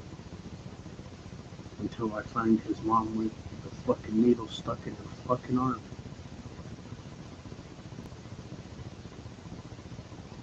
And I threaten her to take my son from her.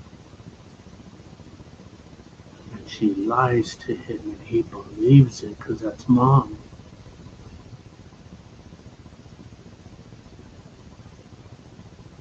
So now I can't see my boy and my boy's wondering why. And she's lying to him.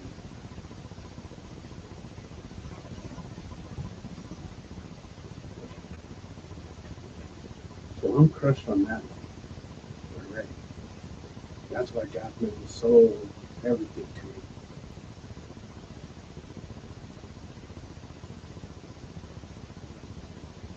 And when we took that to go, there was no joy in my life. I walked around like this every single day. And I didn't care who saw it. If they didn't like it, fuck them. There would be something to do with it.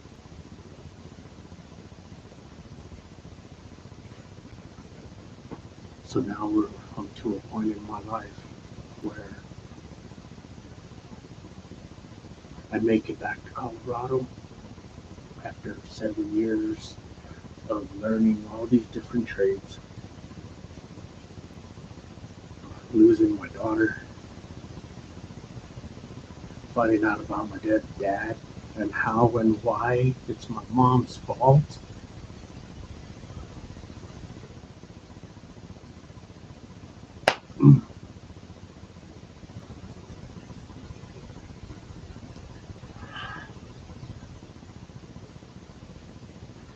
Till this day, I still won't get a fair shake in my family.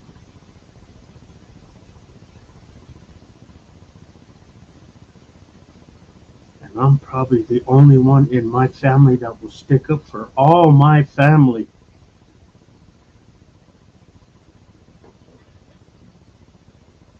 No matter how bad or good they are. Wrong or right.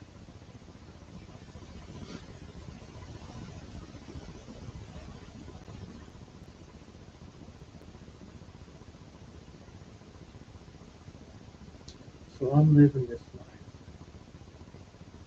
on the edge, riding the fine line of bullshit. Either way, I can tilt either way. But I'm riding this fine line. Then one day I'm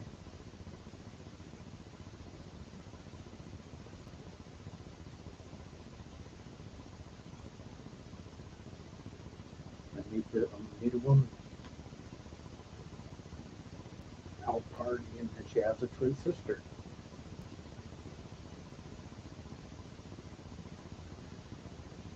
Jill and Jacqueline.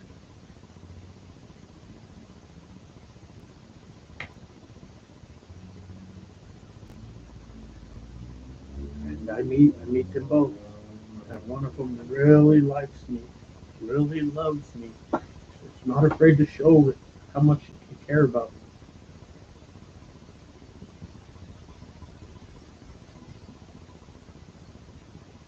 And for some reason, I can't really recall. I don't see them for a long time.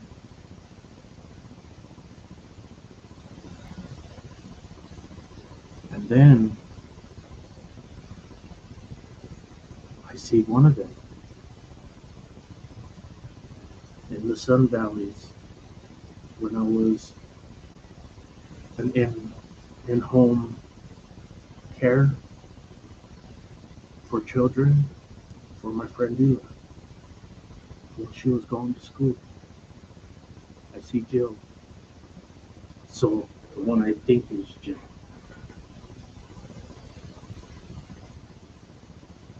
And I thought it was her.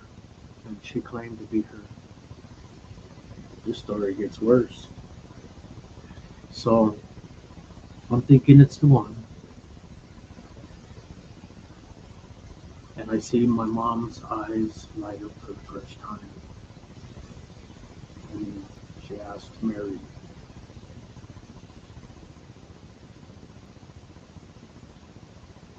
I get married in the justice of the peace in Aurora.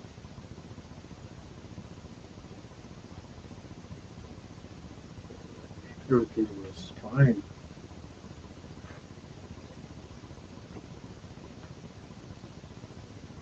For the first year.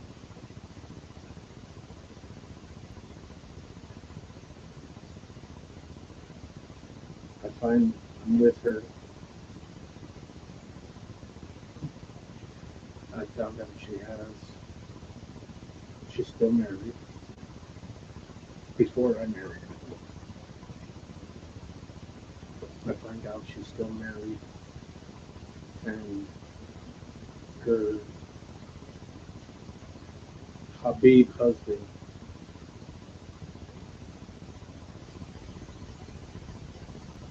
used to fuck her up, used to beat her up, threatened to kill her almost every day.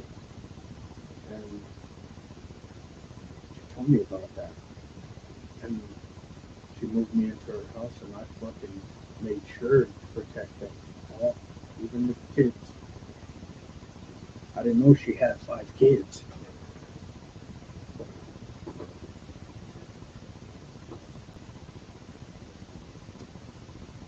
But I accepted them without judgment.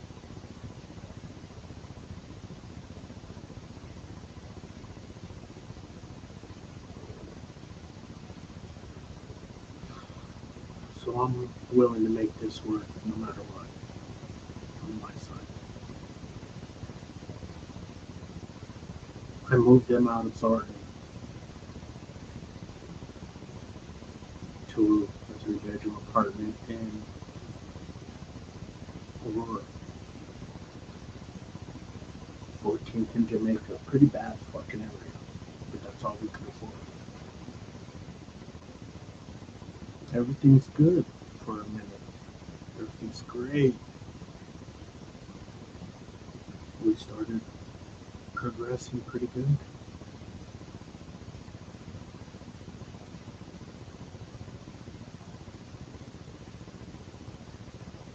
She started losing weight, and this is the naive me right now. She started losing weight and telling me she had cancer.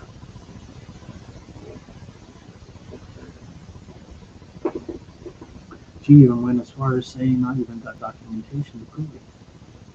But she would never show it to me. She would never show me the proof. So I had that always in the back of the head. I didn't think too much of it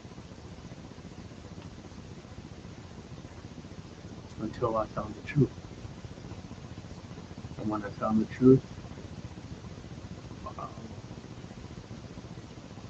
my whole world was fucked.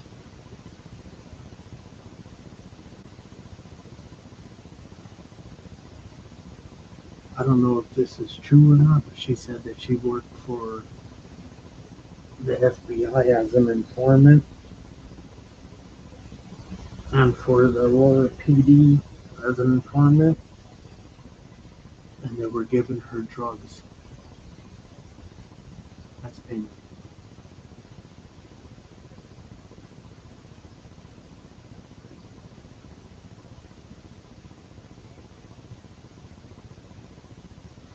She claimed to be undercover.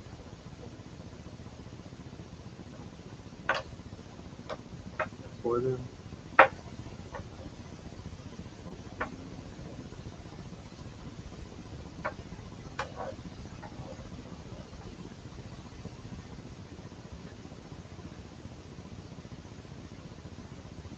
Not too long after that, meet her dad, and he's going out of his way to praise me and tell me that he wants to thank me for keeping his daughter safe from that guy. Little did I know he's this fucking kingpin damn drug dealer.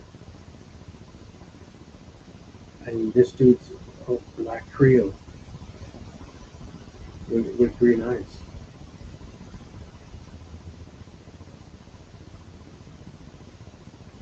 Yeah, her mom was white, her dad was black. And he's with this Mexican guy. He's embedded with the Mexican mafia.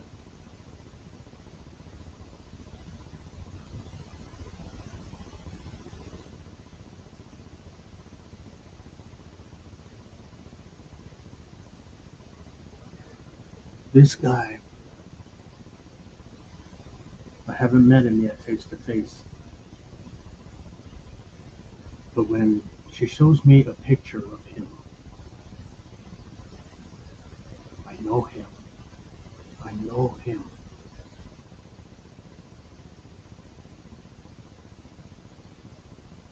When I was young, when I first started doing the drugs and being fucking retarded,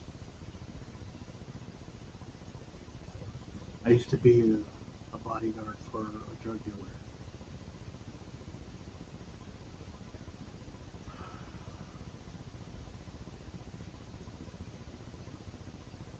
And I used to collect money for people who owed. If you owed, that was your ass. I was taking what you owed and more for because you wasted my fucking, you made me come over here and do this shit to you.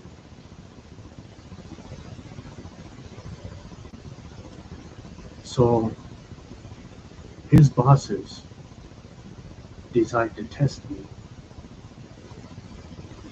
And all I know is I went to this apartment building and says, I'm going to go to this apartment. You wait outside. In 5 minutes, if I'm not out, you go in. That means something's fucking wrong. And so I do. I go in. The moment I open that door, straight ahead is the bedroom, to the right is the bathroom. I walk into that door and I see him coming out the bathroom. I see another guy with a gun to the back of his head walking out the bathroom. I take his gun, beat the shit out of him with his own gun, and then cock the trigger, and I'm ready to kill this fucking guy.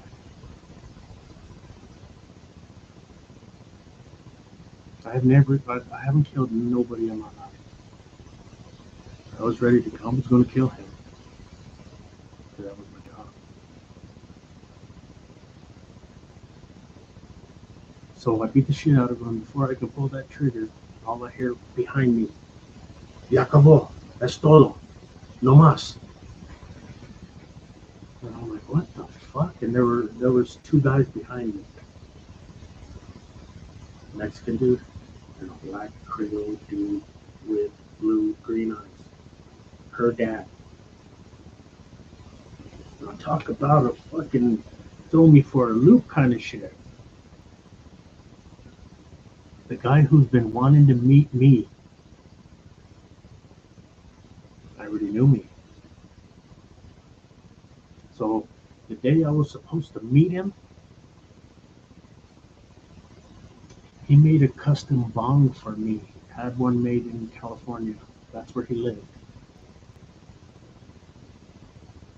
And he was bringing it to me.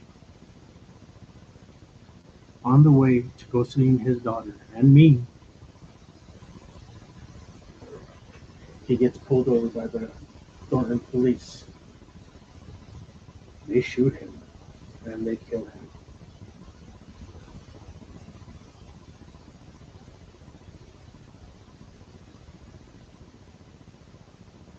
I never really get to meet him because he was going to take me and Jill out of there.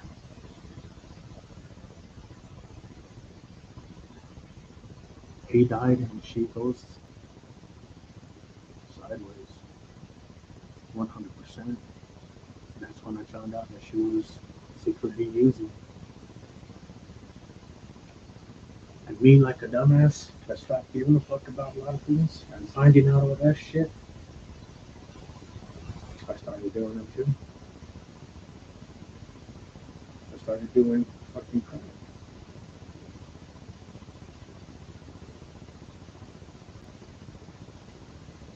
And for some stupid reason in my head at the time, I justified doing it so that way she would not kill herself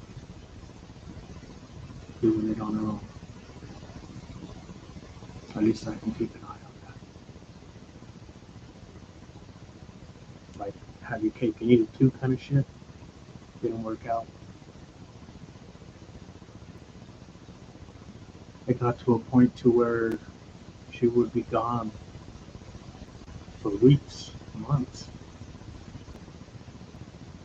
And I'm there with the kids, trying to survive in a fucking hell where there's nothing but drugs around. Nothing but partying and drinking people.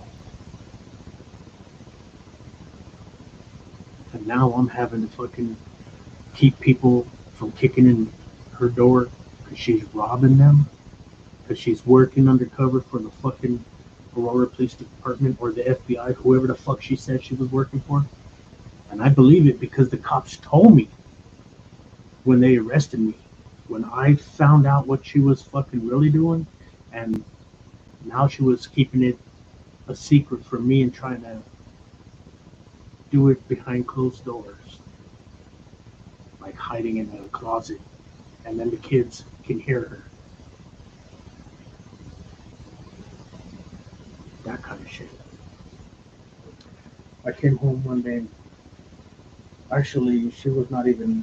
I would go to work and come home because the older girls were old enough to watch the kids at the time. And still no mom. A couple days later go by and then still no mom. The next morning, I'm up waiting for this, wondering what the fuck do I do now? Because I'm to a point where I'm giving blood just for money so I can feed these kids. And I did that for the better part of a year.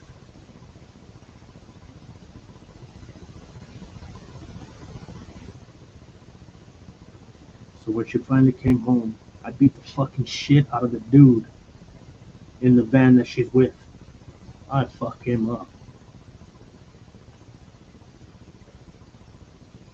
Mm-hmm. And then I leave. And then I come back. She already has it planned that I'm going to jail. And I do go to jail. I come back and a couple days later, it turned out to be a blizzard, a real bad blizzard. And we didn't have no food. And these kids were hungry. I had money. So instead of me walking like I told her I was going to do, a couple blocks to the 7-Eleven, she said, why don't you just take the car and go over there real quick and come back? You don't have to walk. Okay. I didn't have a license at the time, and she knew this.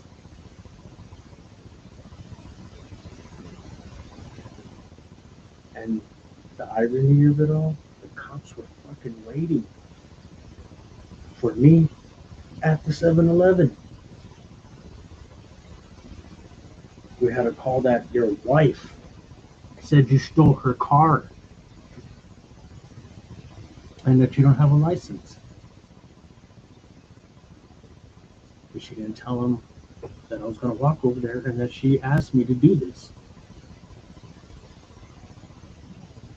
So I go to jail right there and then. That means no food for the kids that day at all, because now I'm in jail. That means now she can go fucking do whatever the fuck she wants and nobody there to stop her. Not even the kids.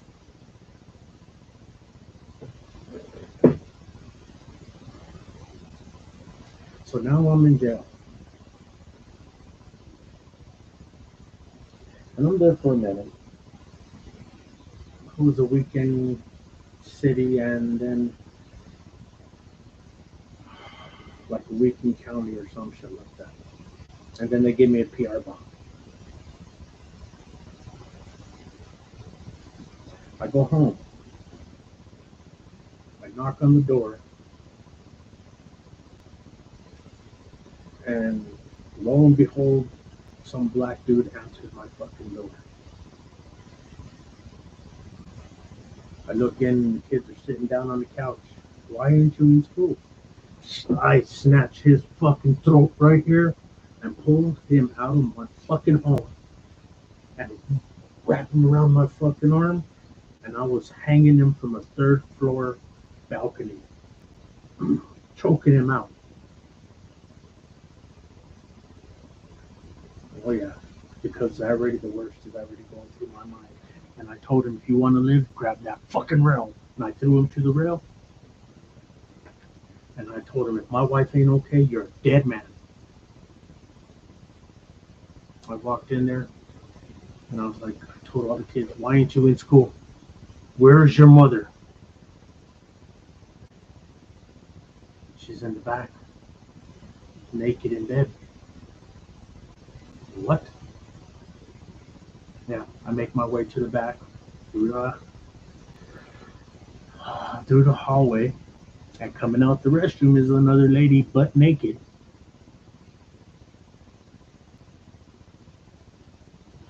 And I grab her by her face, throw her the fuck back in that restroom. Don't you come out here like that. What the fuck you thinking, bitch?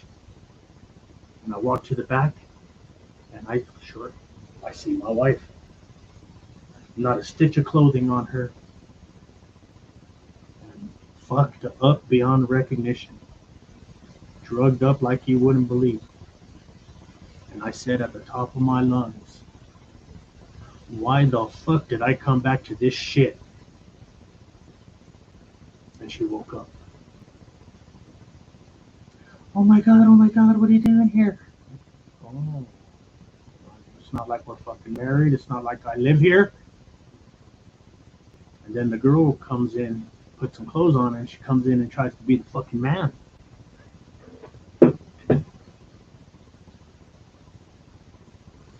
My wife gets up, starts putting on some fucking anything. And this girl fucking starts talking shit to me. And I was like, bitch, to be the man, you better beat the man. And you can't beat me, fucking. And I was gonna fucking just punch the holy fucking hell out of her face. And my wife slaps me. Wow. Instantly, the only time I've ever hit, second time I hit a woman in my whole life. This time, I just backhanded her. Teeth fly out of her mouth. I'm gonna call the cops. I'm gonna put you in prison. Okay, go ahead. I'm gonna tell them every fucking thing you've been doing. All this time. Because the cops told me who the fuck you are and what you've been doing. When I got arrested that day, the cops told me that you did it. That you called them. You did this to me. I gotta fucking beat your ass. Period. Then I started walking out. And I left for like a week. Went to my mom's. I told her every fucking thing that's happening. And all I could think about is those kids. What are they fucking going through? And she keeps calling my mom, telling her a sob ass story. I'm sorry, I love him. No, you're not sorry. So I get talked into going back home like a dumbass. And she does it again.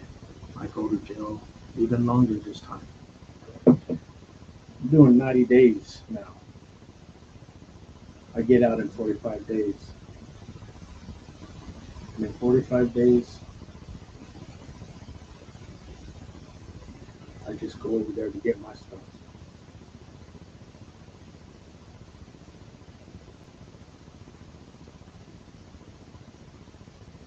Because the oldest daughters finally are of age. And she has a boyfriend. He's from Mexico. And they take the kids away from the mom. And they look at me and tell me, Mike, you can go. We know why you stayed. Oh my God, that fucked me up.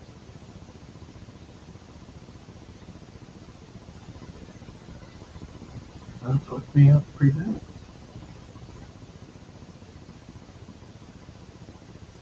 It's not like I had a whole lifetime of fucking joy to fucking experience this little bit of bad shit. No, everything was fucking bad.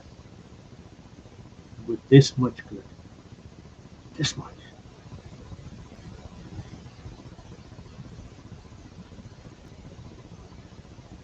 So now I'm pulling this big old fucking trunk with all my shit. Duffel bag here, backpack here, and another one that going across my chest here. And I'm walking from Aurora to Denver. Just crying, pissed, punching everything in the way, not giving a fucking care about nothing. Ready to kill everything and anything that just got in my way. I didn't care. I sat at a bus stop, and there was nobody around. And I don't know if this is divine intervention or what.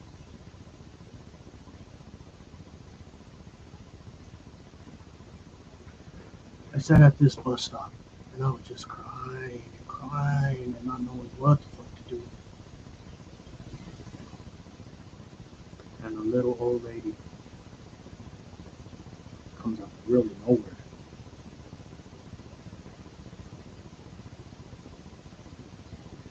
And she told me, what nationality are you? And I'm like, what? What type of Indian are you? And I told her, why does that matter? She goes, it matters.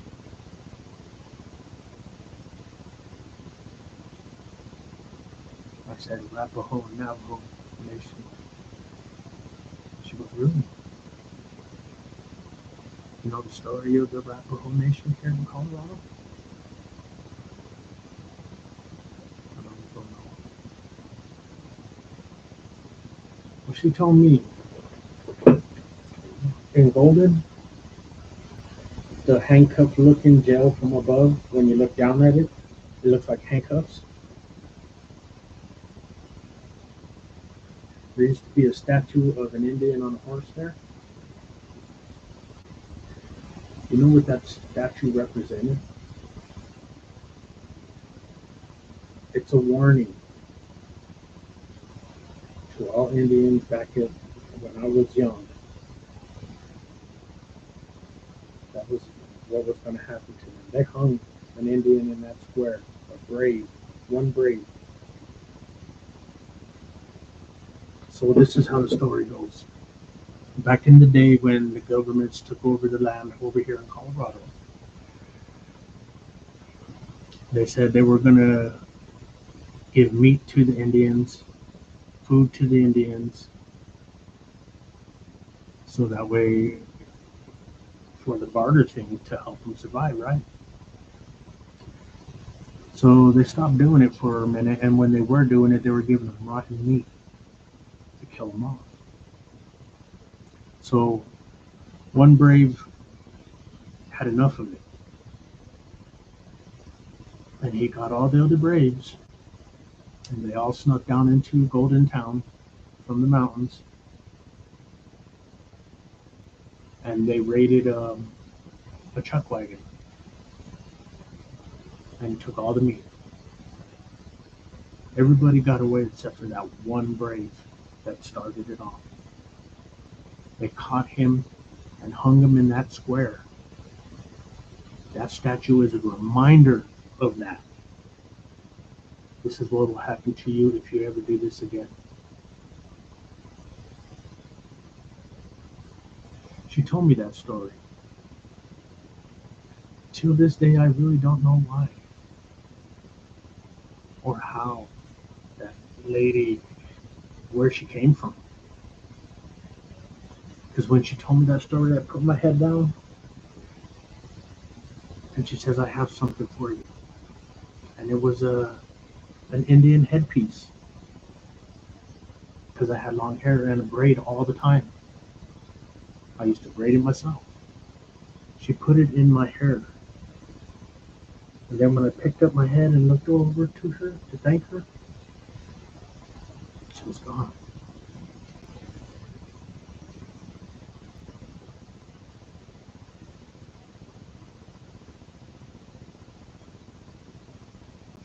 I think about that time. If it was not for that old lady,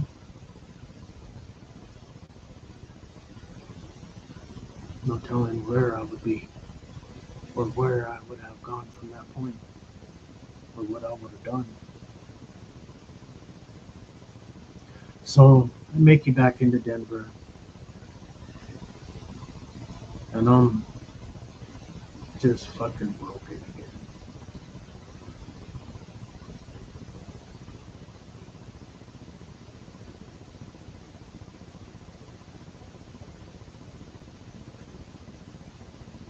The strangest part about it all, during this time when I was with this woman, one of those times where I left for a week, I went to Anthony's, my friend, my best friend, my brother. And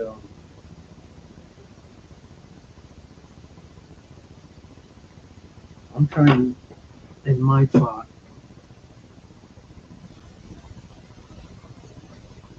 I'm trying to convince him to let's get a place. I got this job working at Mont Chalet Adult Motel on Colfax in Peoria.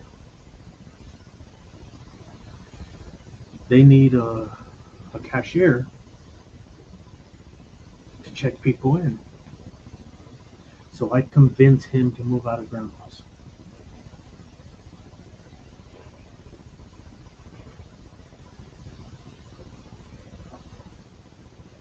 And we go get an apartment. It's right around the corner from where where we'll be working. So we can walk around the fence and that's our job. Everything started going good.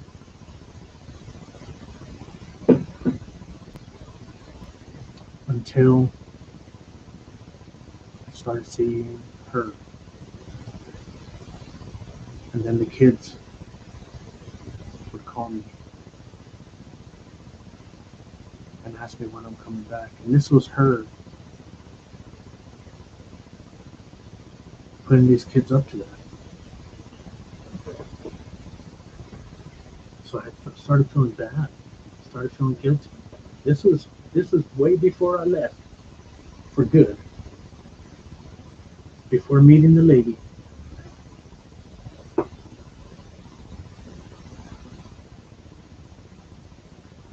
I left Anthony alone.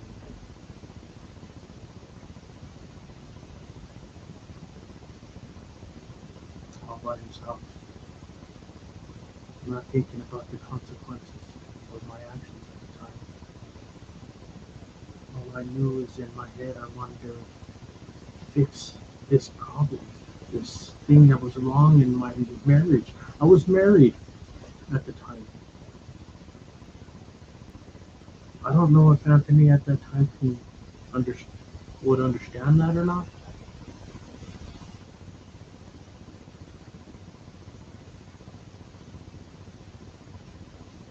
But things weren't the same ever again after that. Not even till this day. I messed that up.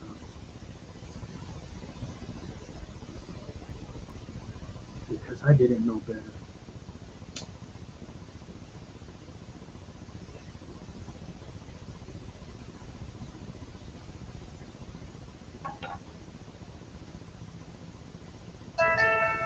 For years have gone by, and I'm gone from jail already.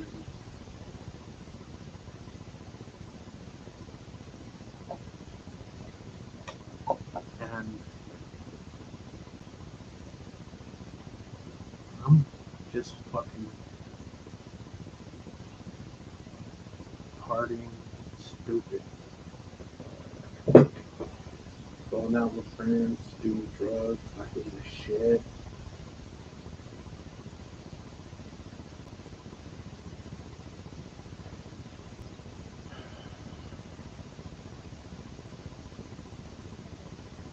From that point in my life, I felt the lowest I've ever been.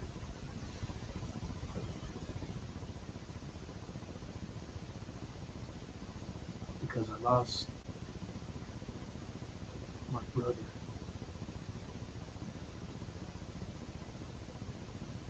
I lost my best friends.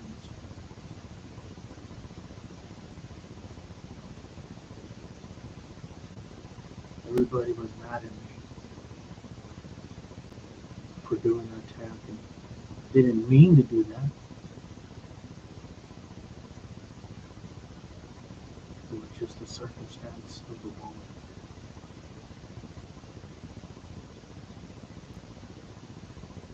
The wishful thinking of the moment. That's it.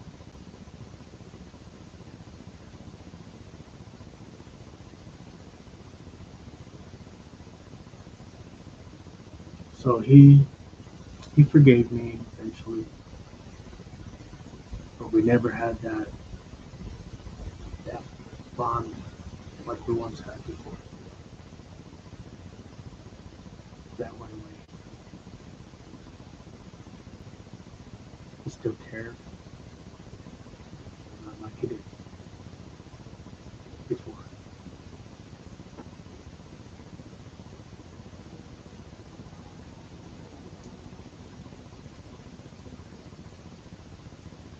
So now I'm trying to figure out what the fuck do I do with my life now? Where do I go? Do I just leave again and not come back?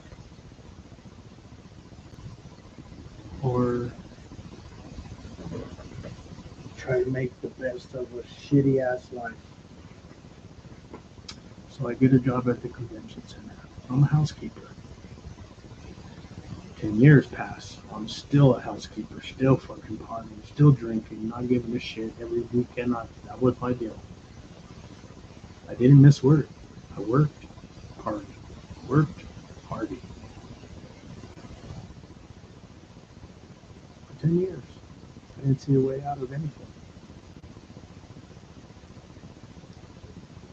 Then one day,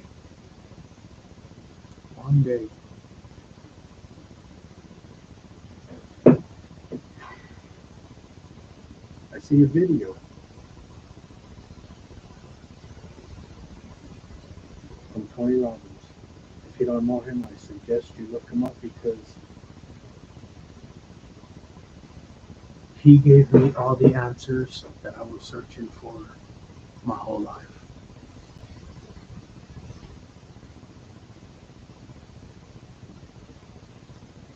He filled in all the things that were wrong in my life and the hows and the whys.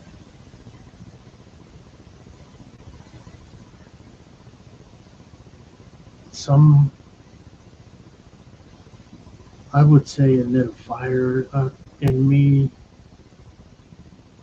I had to pursue.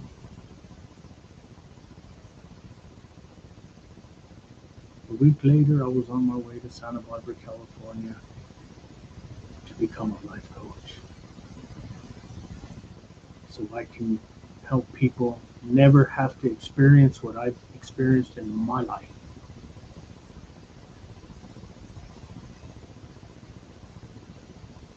I was a different man. I can smile and mean it.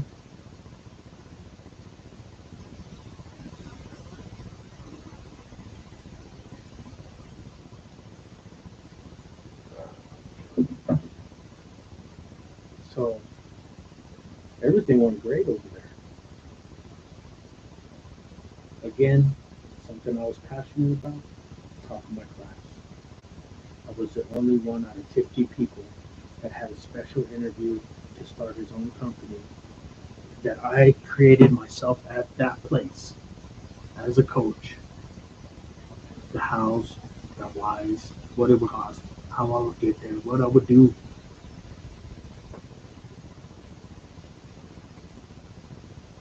While I was there, I got attuned for Reiki. And it's kind of weird because it felt like I was doing that all my life. Already tapping into that energy. Very first day of that class, I'll never forget it. It was in Santa Barbara, and the pavilion, or not the pavilion, the block where the classes were being taught. It's like something came over me,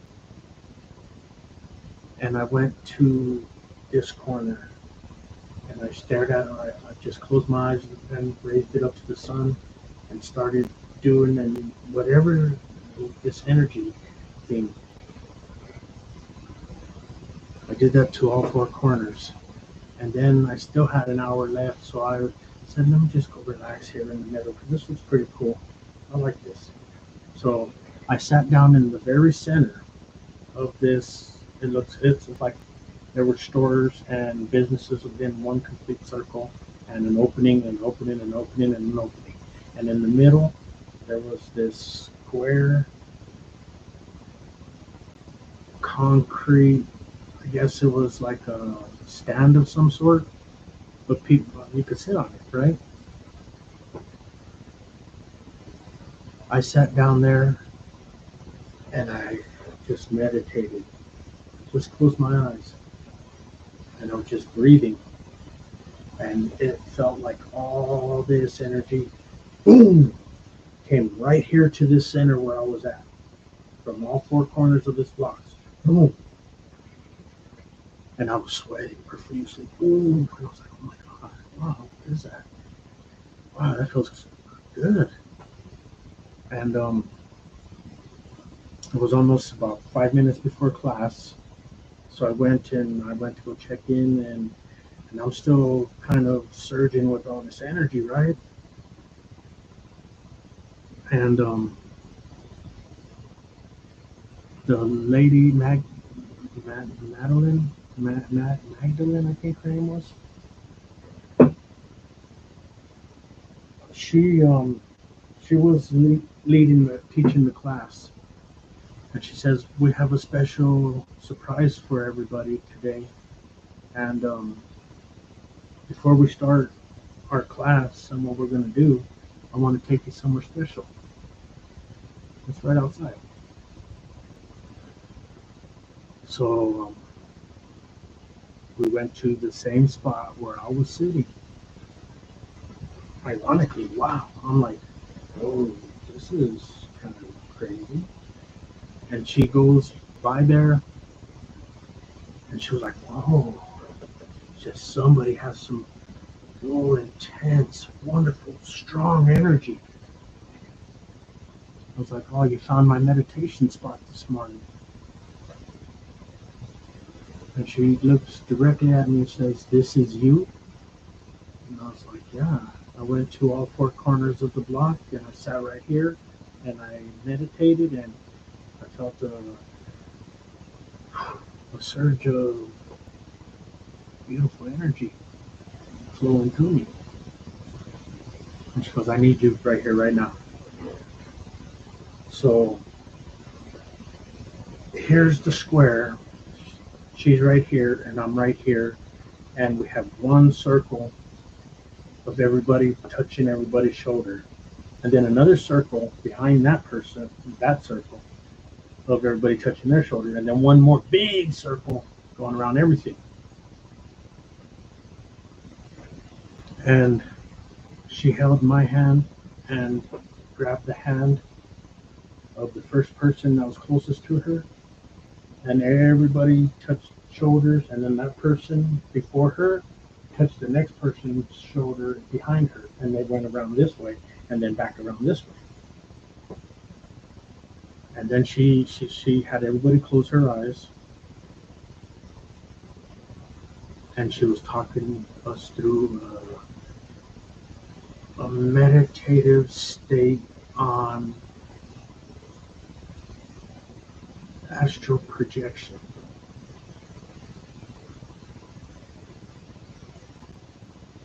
When I was doing that, all I felt was boom, boom, boom, boom, boom, boom, through my whole body. My whole body was pulsing all around me. Everything around me was feeling this pulse.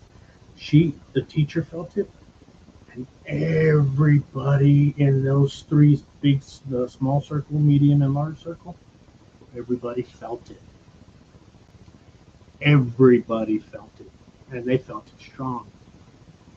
And then the teacher said, everybody open your eyes, and each one of you guys, tell me what kind of energy you felt. Cold, electric, or hot? A good majority of them said hot. Some said electric. Some said, oh, that made me feel really cold. And she goes, in Reiki, those are the three energies that you will feel. That's how you know it's being done. And she goes to me, how do you know this? And I go, I don't. And she looked at me with confusion in her eyes, like, what do you mean you don't?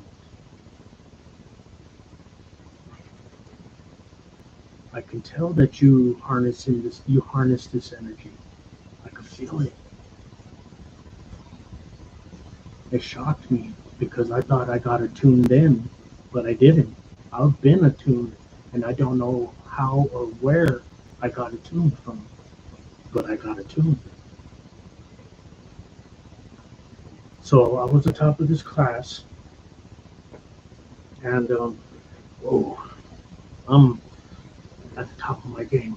I'm coaching people that have businesses as a coach and make a lot of money doing it. I'm coaching these people and figuring out all the way to where it all began. All their problems began from when they were young. Because of this problem, it led you to this, led you to this, led you to this, led you to this. That's why you think like this.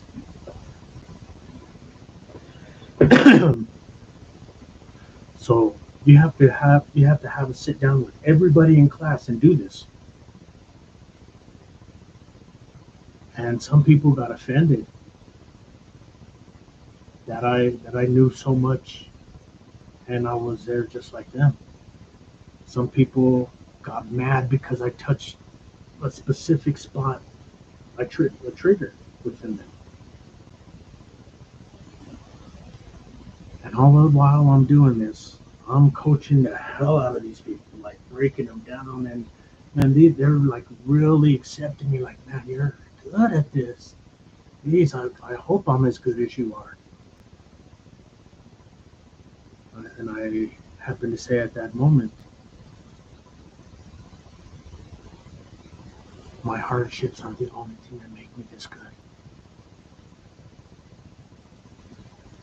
All the bad things that I've ever been through is the only reason why I am this good. So we'll fast forward it a couple days, and I'm still in this class in Santa Barbara, California. Last day of class.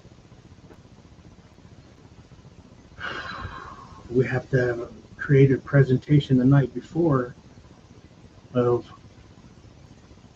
what you want your business to be like. And like everybody had a chance to be up there and talk about it.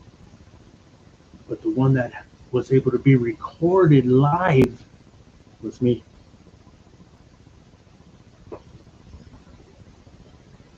I don't know if that recording is actually out there, if they published it or not. I have never heard nothing about that after that point. After Santa Barbara, I came back to Colorado. And I'm feeling like I'm on top of the world. I'm shining bright as a star. Like really, everything I'm doing, I'm like on it. It's crazy. Something my manager said at a company meeting one day,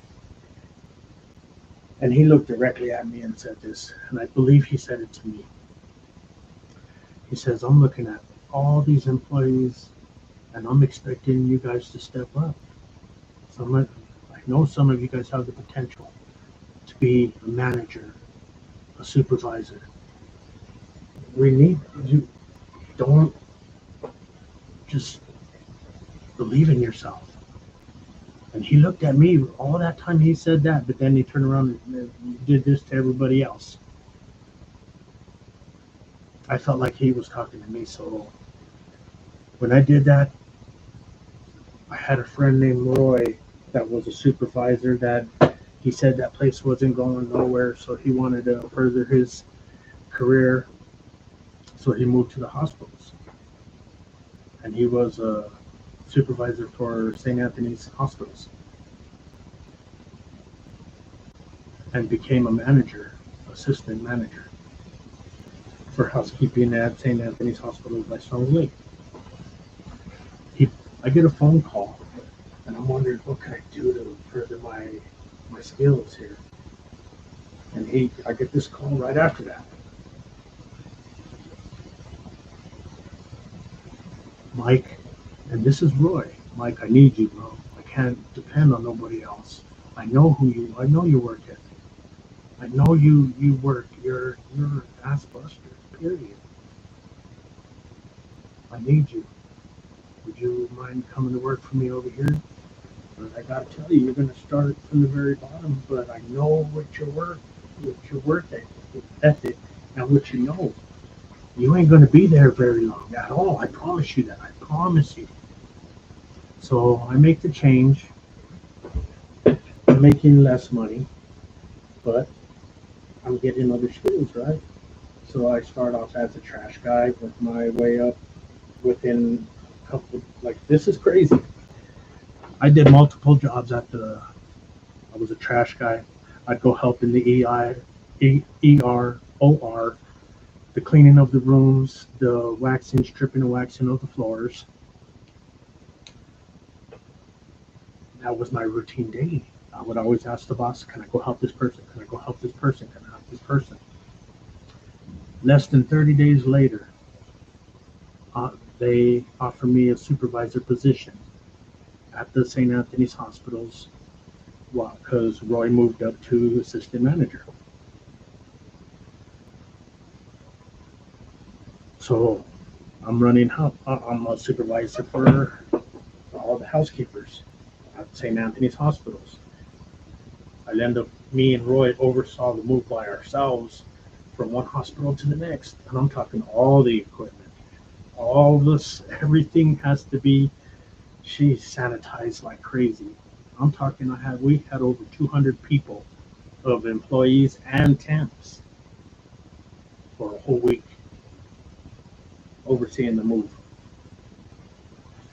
It was a good shining point in my life.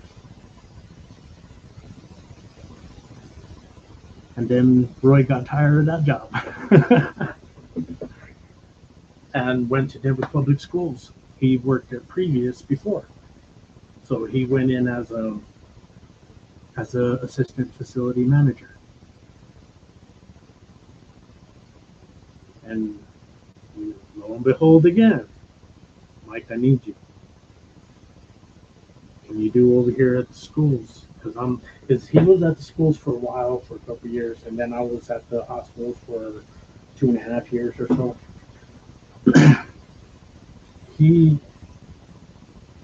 ends up getting a job working back at the convention center, not as a housekeeper, but as a supervisor.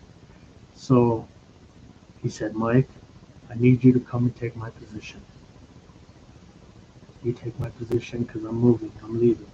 I don't want to leave this school fucked up. I want to give it to somebody I can trust." So there I am.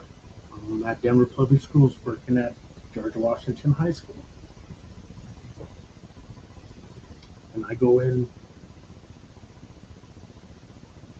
as with the credentials from housekeeping, 10 years. With those credentials, I go in as assistant facility manager, making some good money, already running crews and doing everything that I need to do for the schools. Going to classes to learn how to do HVAC, to do the boilers, to do the grounds, do electrical, do plumbing, daily maintenance.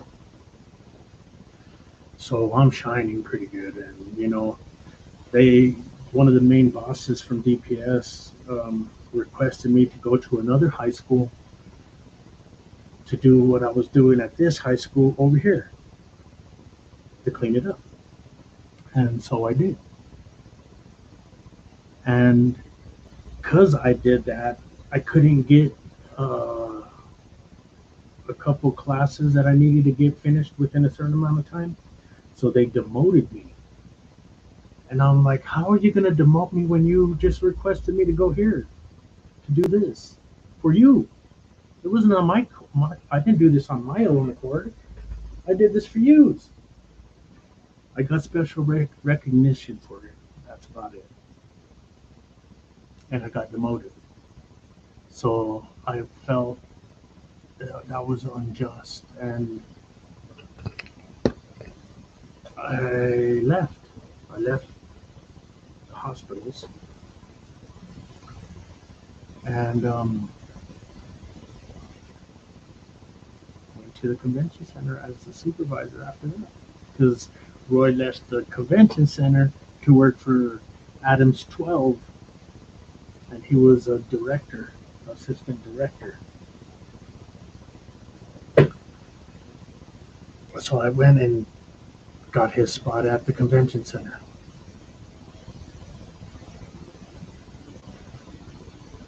And now I'm a supervisor for housekeeping at the convention center. That's a big building, huge, a lot of walking.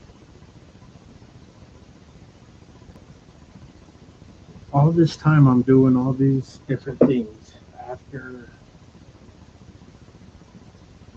becoming a life coach. Every job I've ever had, I have a way of talking to employees and people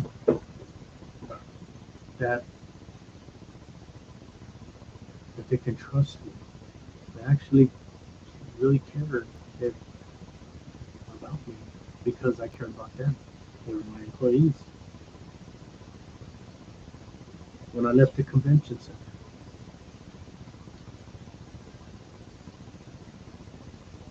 I got my very first job coaching a man, his 7 kids, or his 4 kids, his 4 kids. And for a month, I coached him solid for a whole month. And I made five grand off of it. I felt so fucking guilty for taking money because I helped somebody. Because I helped the family figure out things out and help them get through things. Felt guilty. So for all the time after that, I didn't accept no money to help anybody. And now I'm doing Reiki and life coaching at the same time. Oh yeah. My life is pretty extraordinary right now.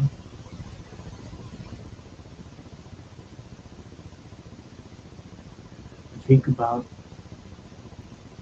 where I go from here. I've done a lot of things in my life.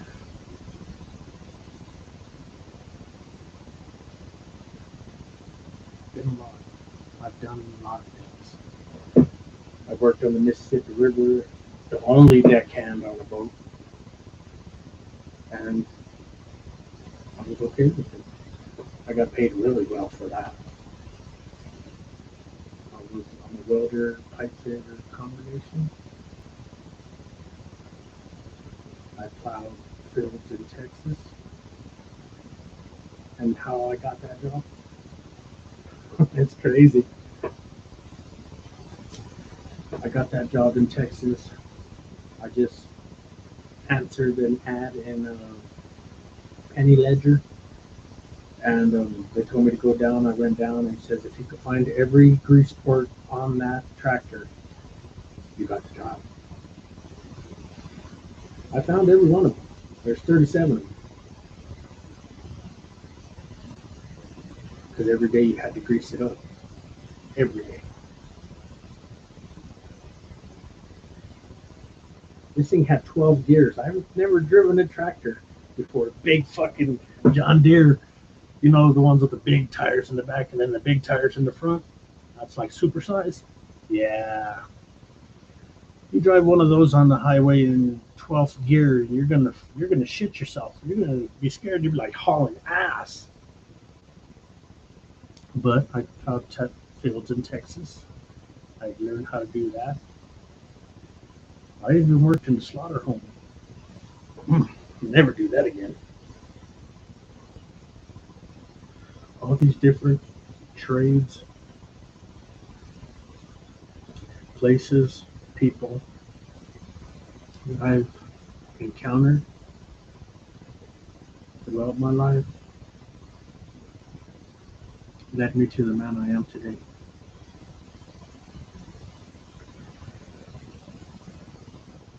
I thirst for knowledge. I do. I'm not gonna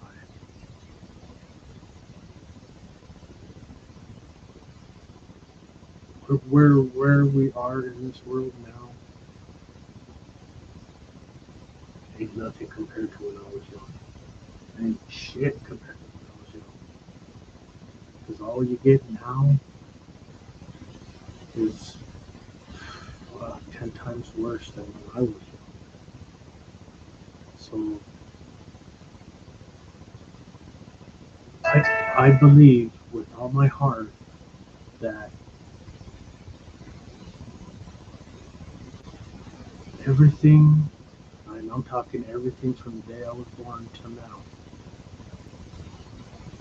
everything that I went through, had to endure, all the pain, all the hurt, all the shame,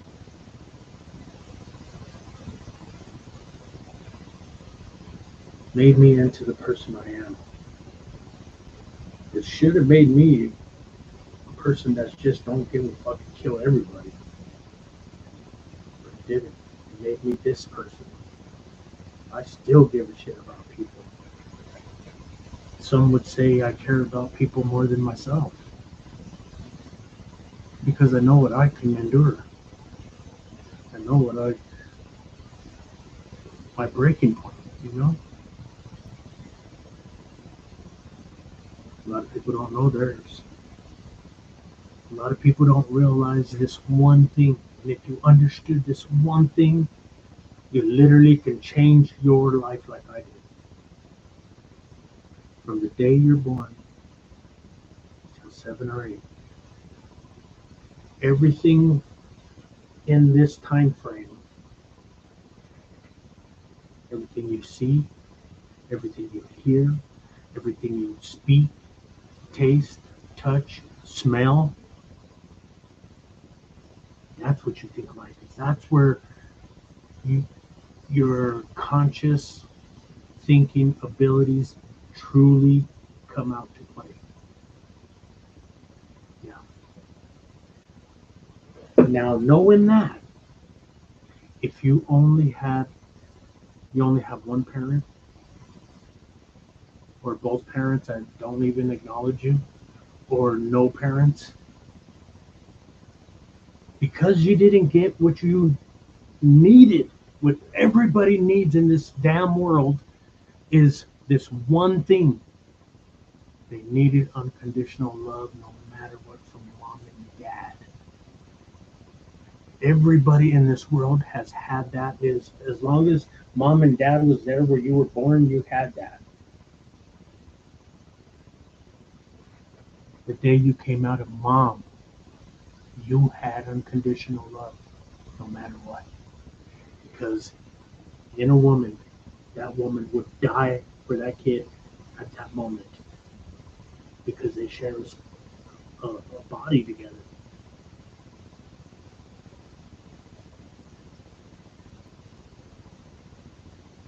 Unconditional love is something that love without conditions. It's universal. It's a universal love. I don't. You can't say I love you and I love you if you don't do this. I love you if you don't treat me like this, or if you don't do this or do that. Putting all these conditions on love, that's not love. No fucking way. Unconditional love is love with no conditions. I love you no matter what you are. Get out of judgment. Get out of ego. Ego is a fucking, oh God. Ego is so much the enemy, and I can't stress this enough. Ego makes this get big as fuck, and now it's all about me. Ego makes you bully people. Ego makes you hate people, secretly talk shit about people. All that. Ego is a motherfucker, and until you can get out of ego, you cannot love yourself 100%. It's an impossible fact.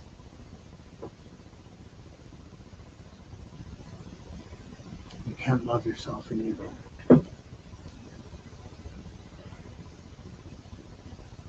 Get out of ego. Get out of judgment in your life. And you'll start to see with your real eyes. Not with these projectors that you got in your head that the life wants you to see. And to believe that's what life is. No, it's not. Our life is a fucking lie. Manipulated from day one, not just from individual people, but from history. All our history is almost all fucking lie. Religion, a lie. Government, same as religion, a fucking lie. It's only about them. It's not about the people. Just because they allow the people to stay in a specific place without fucking making them, without burning them down.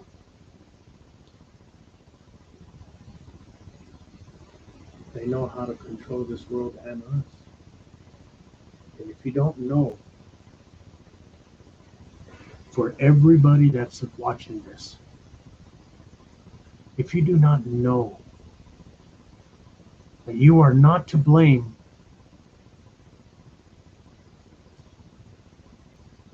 for the bad shit that's happened in your life, you do now. I'm going to tell you how. You inherited the things from your parents that they could not get past. You inherited it. Each and every one of you guys and girls. You inherited your parents or your biggest influences in life. You inherited all their ugly. And that's why they say pass it down from generation to generation to generation. And that's true. I'm a product of that. I was a product of my mom and the dad I never knew. That explains the anger part. Because I have some fucked up anger. I'm dealing with it now. I've been dealing with that for the last 12 years since I became a life coach.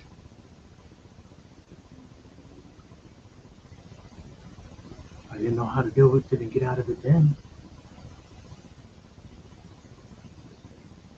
I didn't need no psychologist to tell me, oh, this is all in your head. No, fuck you, it isn't. You go live my life and you tell me it's all in my head.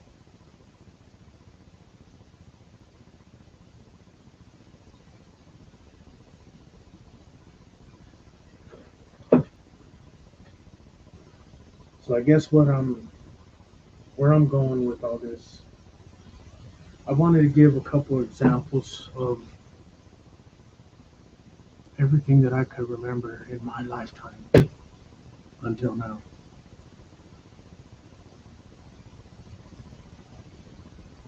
And I implore you all people, I advise everybody, look back into your past. And if you didn't have that mom or dad, or you had only one, if you only get that from one and not the other, look, if you don't have a dad, how are you going to know how to be a father to a child? Or to be a good husband to a woman? If you don't have a mom, how are you going to know how to be a nurturing individual? How to be a caring individual? How I learned this? I got out of my ugly because I understood my past. I am not to blame. Then I couldn't do nothing about. Now I could. Then I didn't have a conscious thinking mind. Now I do.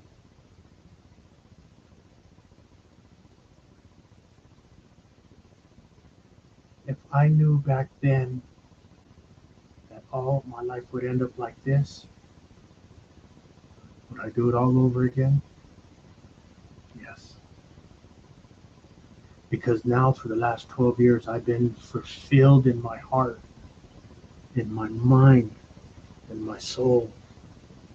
Everything that's inside of me irradiates to everybody around me. I'm no longer searching for anybody's approval. I'm no longer searching for anybody's, oh, good job. Nah, fuck that. When I needed it, you didn't get it. Well, now I don't need it. I don't want it.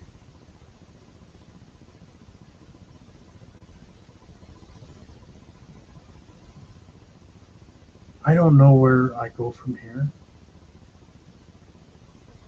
Tomorrow's not, it's not promised to nobody.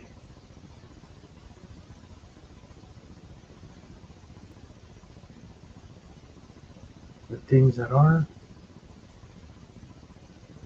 the things that touches these, the heart, this thing right here, this beautiful thing right here. I didn't know this until 12 years ago, honestly. I didn't know what that was. I only knew what little bits and pieces of what love can be throughout my life. Little bits and pieces. Now I know better. It was always my choice.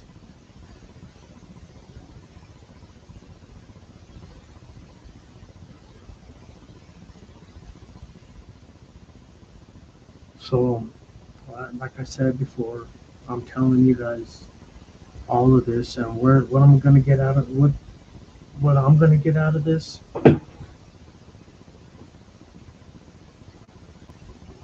is self-peace. I have to tell my story. This is not even the full version of the story. This is only a facsimile of the story, a little piece of it.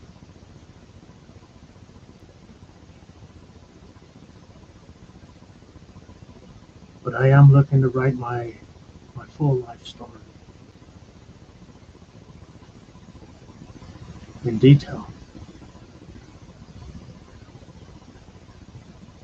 I want to thank everybody for taking the time. I know this was a long one. It was, and I needed it. I needed it here.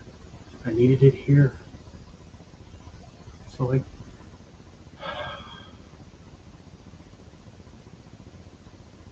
thank you, everybody.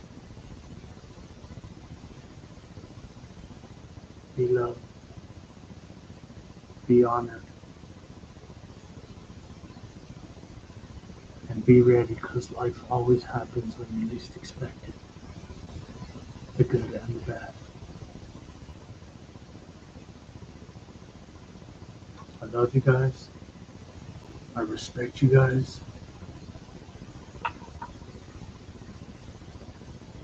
Honor yourself. Respect and honor yourself more than all. Because you can't love nobody else if you can't do that for yourself. Thank you. Love yous.